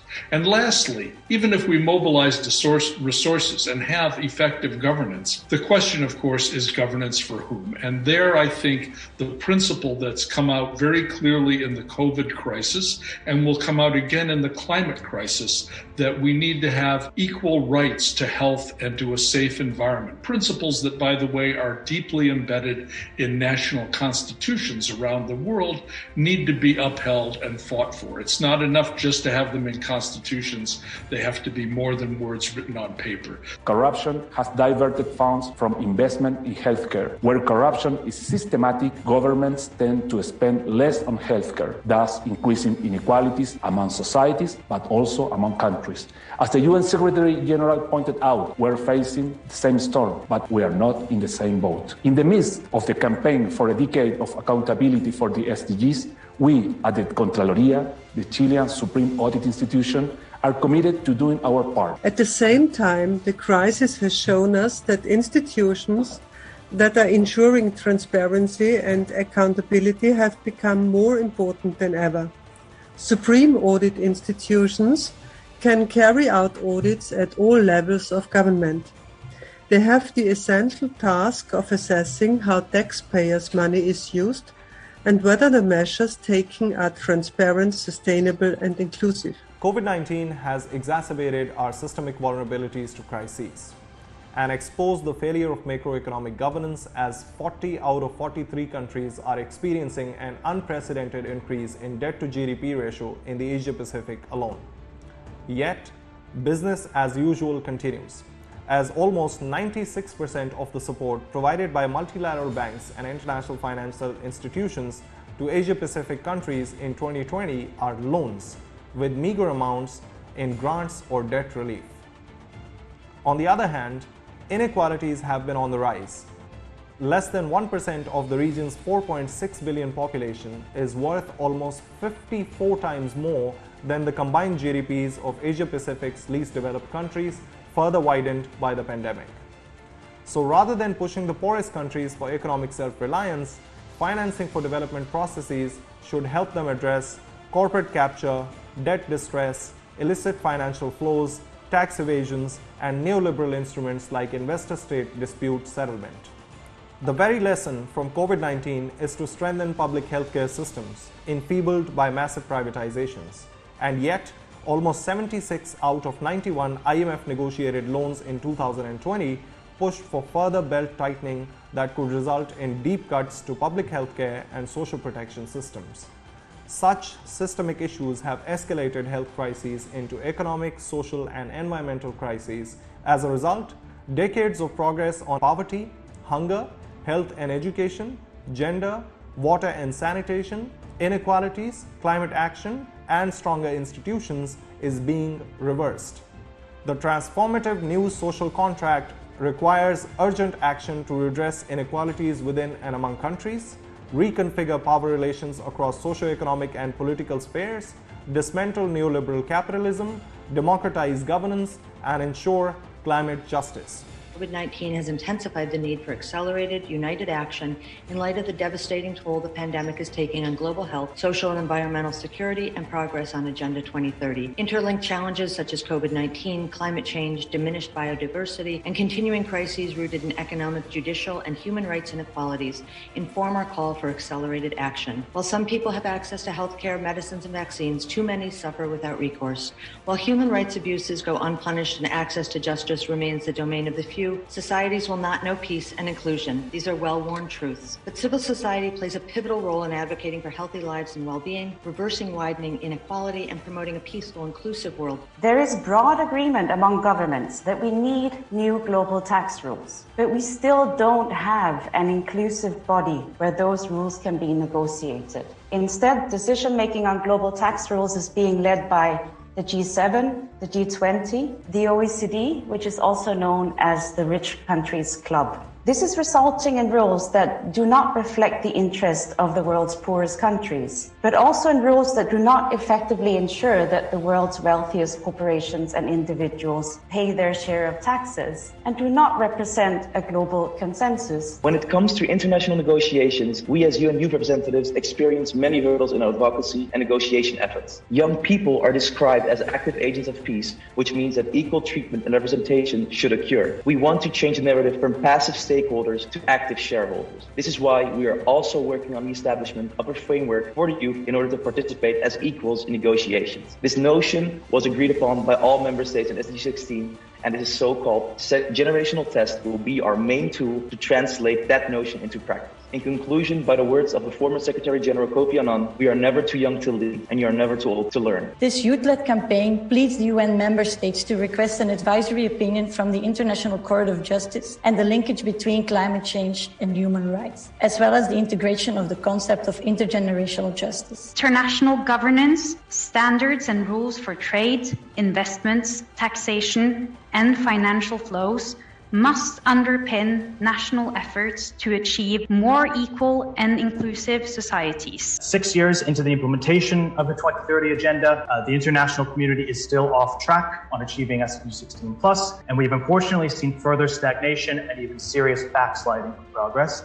even before the COVID-19 crisis. Civic space is shrinking, human rights abuses are on the rise, faith and trust in institutions is waning, conflict and fragility is deepening, and inequalities are widening, leading to blossoming protest movements in many countries where people still feel left behind. We need to continue to seek cooperative approach to shared challenges, not only to be better prepared and to create resilience for future shocks and crises, but also to reinforce trust and strengthen security for all. As we continue to relentlessly encroach on nature and degrade ecosystems, we endanger human health. We need to rethink our relationship with nature and build back better. It has been recognized that business as usual is no longer an option. We need to rethink the way we generate wealth, the way we live, produce, consume, move, and eat. We must shift to a new paradigm of resource use that is socially equitable, economically resilient, and environmentally healthy. Research by UNEP International Resource Panel proves that it is possible. Muchas gracias. Saludo a todos los. Very much.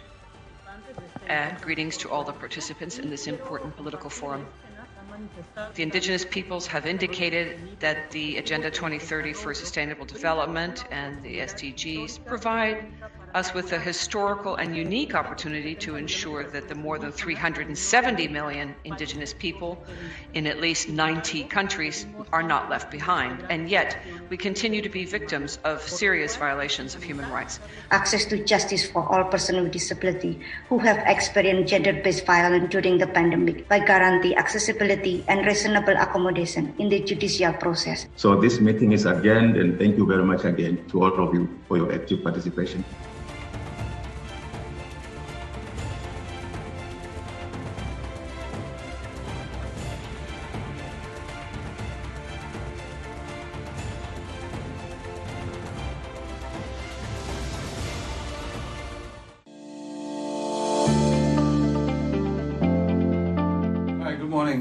My name is Ishan Shah. I'm a proud alumni of Greenwich University, batch of 95. I was Dean's List here as well, apparently, and yeah, it's been great. The memories are tremendous. It's great to see everybody out here as we celebrate all these years. I'm basically from the banking profession and I'm part of the media and broadcasting, and all of that combined, it's been a fabulous, fantastic experience to be part of this institution. I wish you all well and hope that we meet again. Take care and have a great day.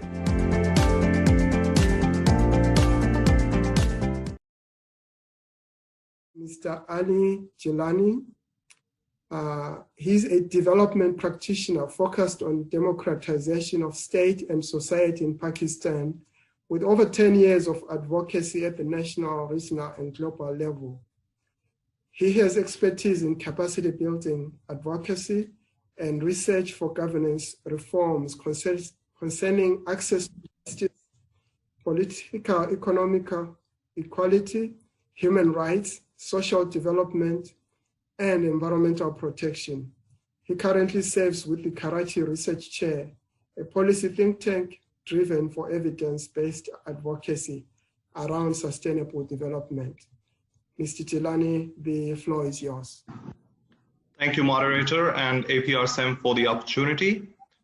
The decade of action and delivery for sustainable development can only be realized if systemic barriers like global inequalities of wealth, power, and resources, international economic, trade, and monetary frameworks, militarism and conflict, patriarchal authoritarianism, marginalizing governance, shrinking democratic spaces, as well as a guilt-free pass on means of implementation commitments are addressed. The unprecedented COVID-19 crisis has reinforced the need to address such vulnerabilities caused by neoliberal globalization and flawed macroeconomic governance. ODA is falling short of its commitment of 0.7% of GNI, evident of the fact that only 6 countries could meet their ODA targets in 2017, with the overall contribution amounting to $147.2 billion against the required investment of US $5 to $7 trillion to achieve the SDGs.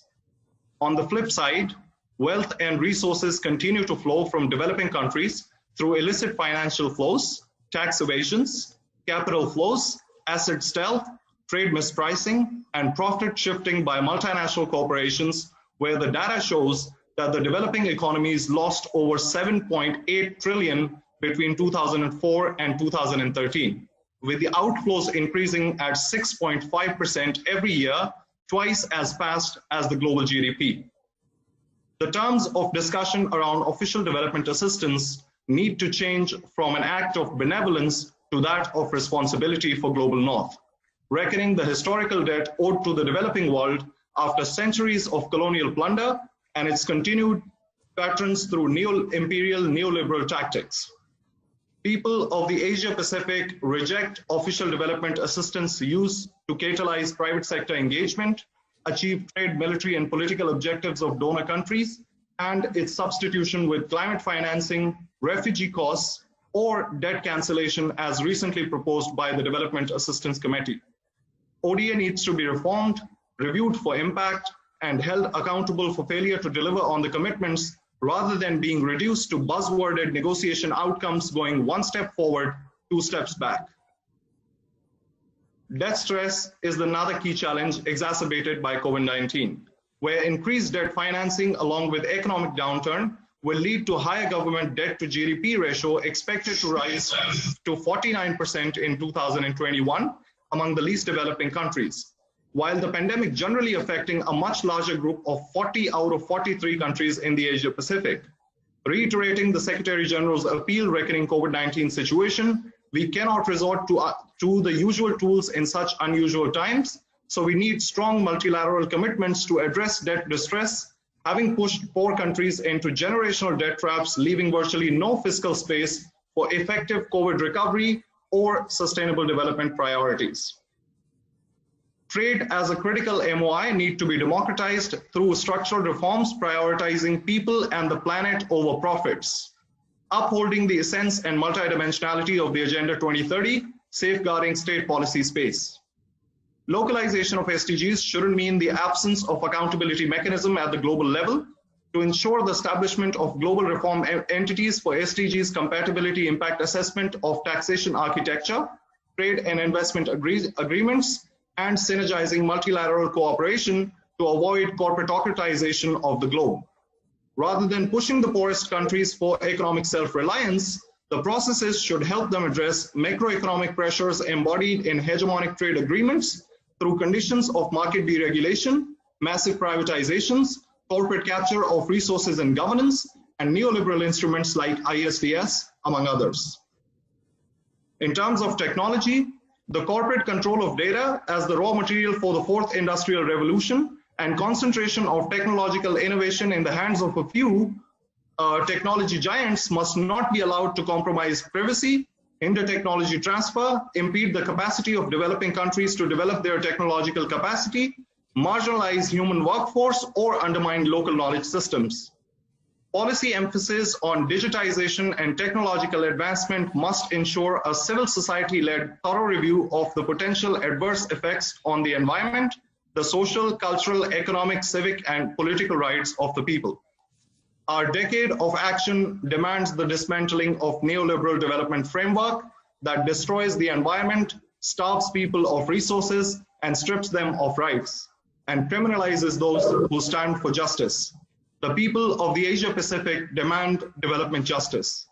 If the Agenda 2030 is to be endorsed as the global social contract between people and governments of the world, it's high time they walk the talk. Thank you, Chair. Thank you very much, Jelani, for those very cogent comments. I'm sure that the participants have taken note of them and will bring them up in the breakout discussions.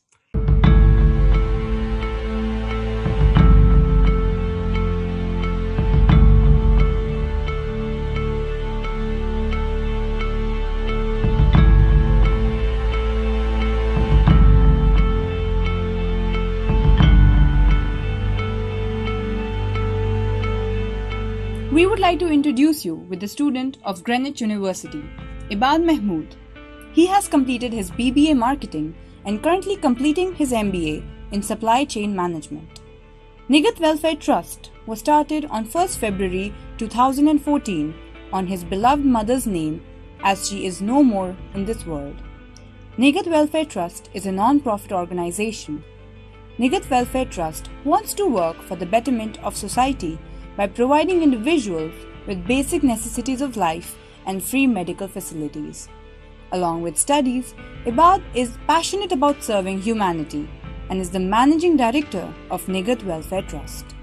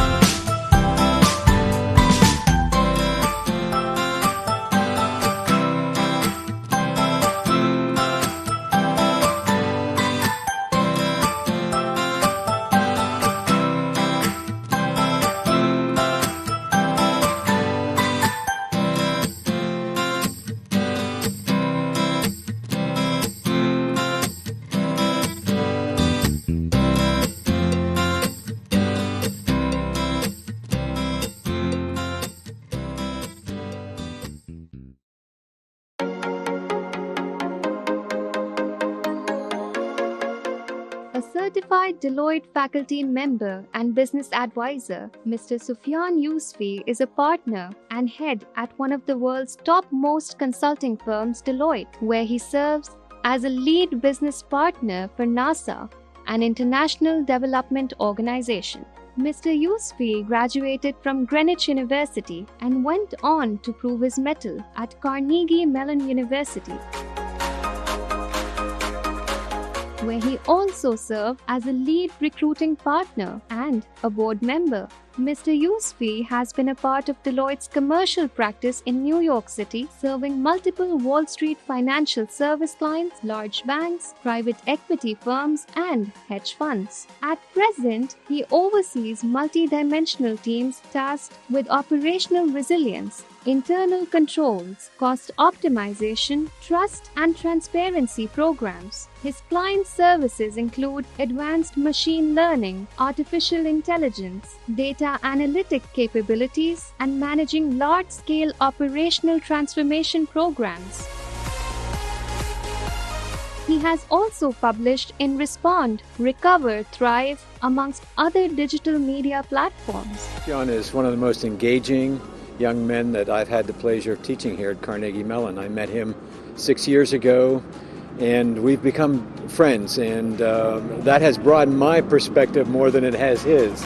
I'm glad, and looking at Sufyan, it makes me even more confident to say that the Greenwich University prepared him to get this far, and then he certainly worked hard to realize his own dream. अगर आप चाहते हैं कि कुछ काम करें, दुनिया में अपना नाम बनाएं, तो अपना जो बेंचमार्क है ना कि आपको क्या बनना है या क्या करना है, वो काफ़ी ऊपर रखें.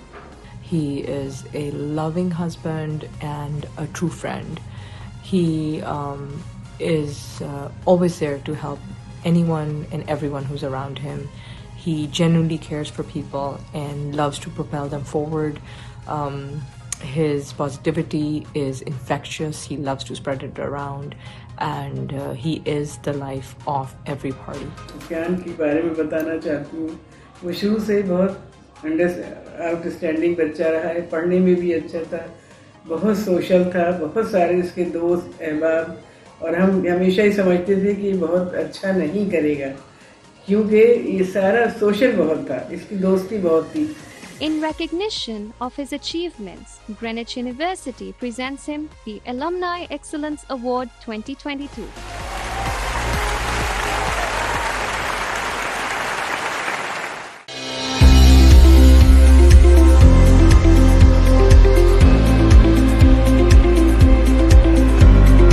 Founded in January 2015 as an email marketing firm, eMarketers have quickly expanded itself to become a digital marketing firm offering a one-window solution to its customers.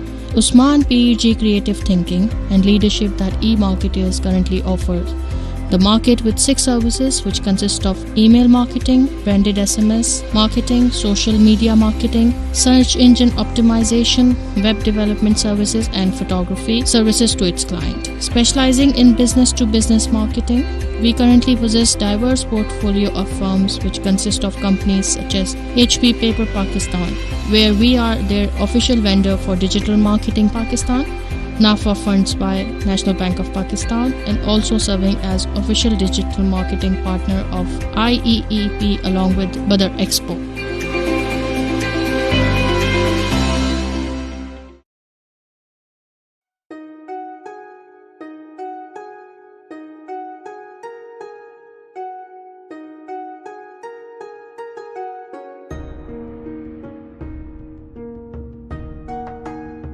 Japan is an island country in East Asia.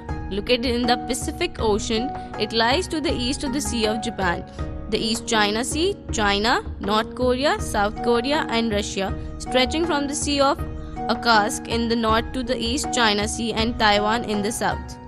The kanji that make up Japan's name means sun origin, and Japan is often called the land of the rising sun. Japan is a member of the UN, the G7, the G8, and the G20. The country has the world's 3rd largest economy by nominal GDP and the world's 4th largest economy by purchasing power parity. It is also the world's 5th largest exporter and 5th largest importer. Japan ranked 1st in the country brand index. Japan is a developed country with a high standard of living, and the country is ranked high in the Human Development Index. The Japanese population enjoys the highest life expectancy of any country in the world and the 3rd lowest infant mortality rate. Japan is the highest ranked Asian country in the Global Peace Index. Pakistan and Japan have a history of glorious relationships spanning more than 6 decades. Both share age-old ties of common cultures, traditions, outlook, and consciousness. Pakistan's relationship with Japan is based on mutual trust and respect. Both countries have worked for regional peace and stability. Greenwich University's socio-cultural and educational tour is also a step forward by a top-ranking private university in Pakistan to develop people-to-people relations between the two countries. I'm very thankful for Greenwich University. They took us to Japan, where we visited many different places.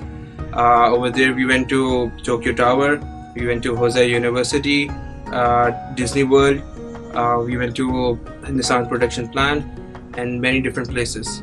The experience was very different. It is much cleaner, much safer over there, and the people are very nice, but they are quiet, but they are very workaholic.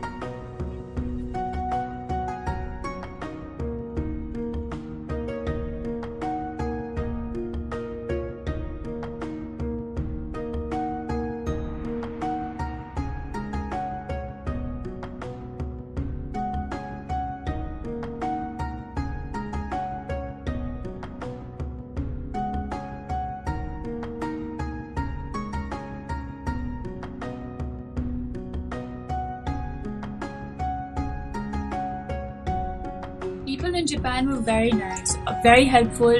There might have been a language barrier, but they never hesitated to help us out every time we got lost. I think the city itself was very clean. They were very punctual about timings. 5 o'clock in the morning used to be the rush hour at train stations, and I think that's amazing. I don't think I've ever seen or met people like that who were so work focused, who are so focused generally in life, and I think that's pretty amazing. I don't think Japan would have been a place where I would have visited otherwise. So thank you, Greenwich University, for giving me this opportunity.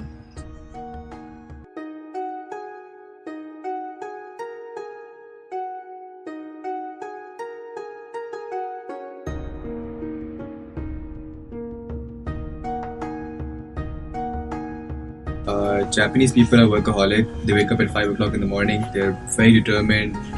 Like a couple of people that I met, they're doing part-time jobs.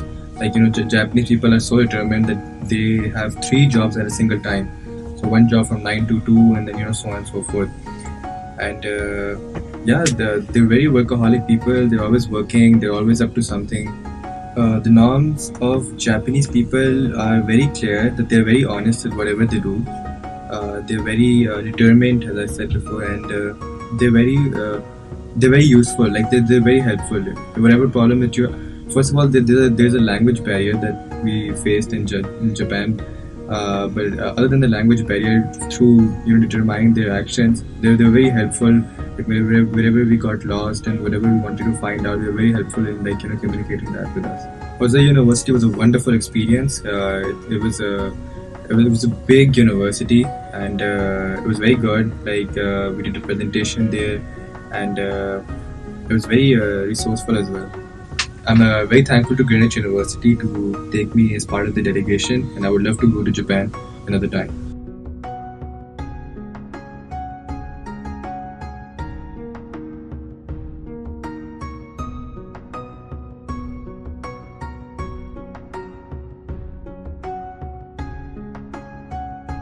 Mount Fuji was surreal.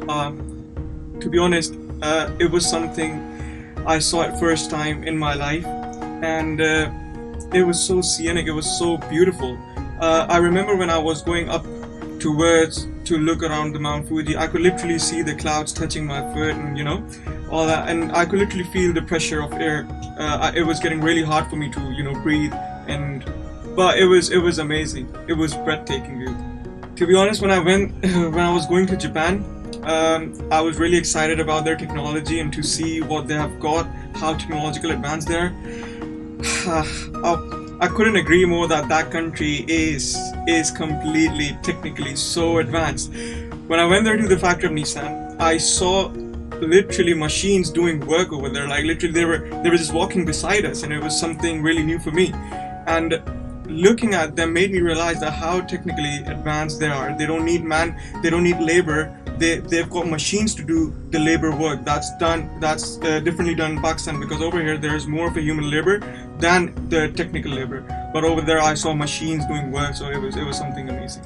Jose University was a great experience, and I thank Ms. Seema Mughal, who is the Vice Chancellor of Greenwich University, to give me the opportunity, because over there I went on the stage to give out the speech about Greenwich University. It was something really, really good experience, because over there was like Japanese people, they were live like different culture and from different ethnic backgrounds, and over there when I was giving speech about my university and how amazing it is, I think I felt really, really great.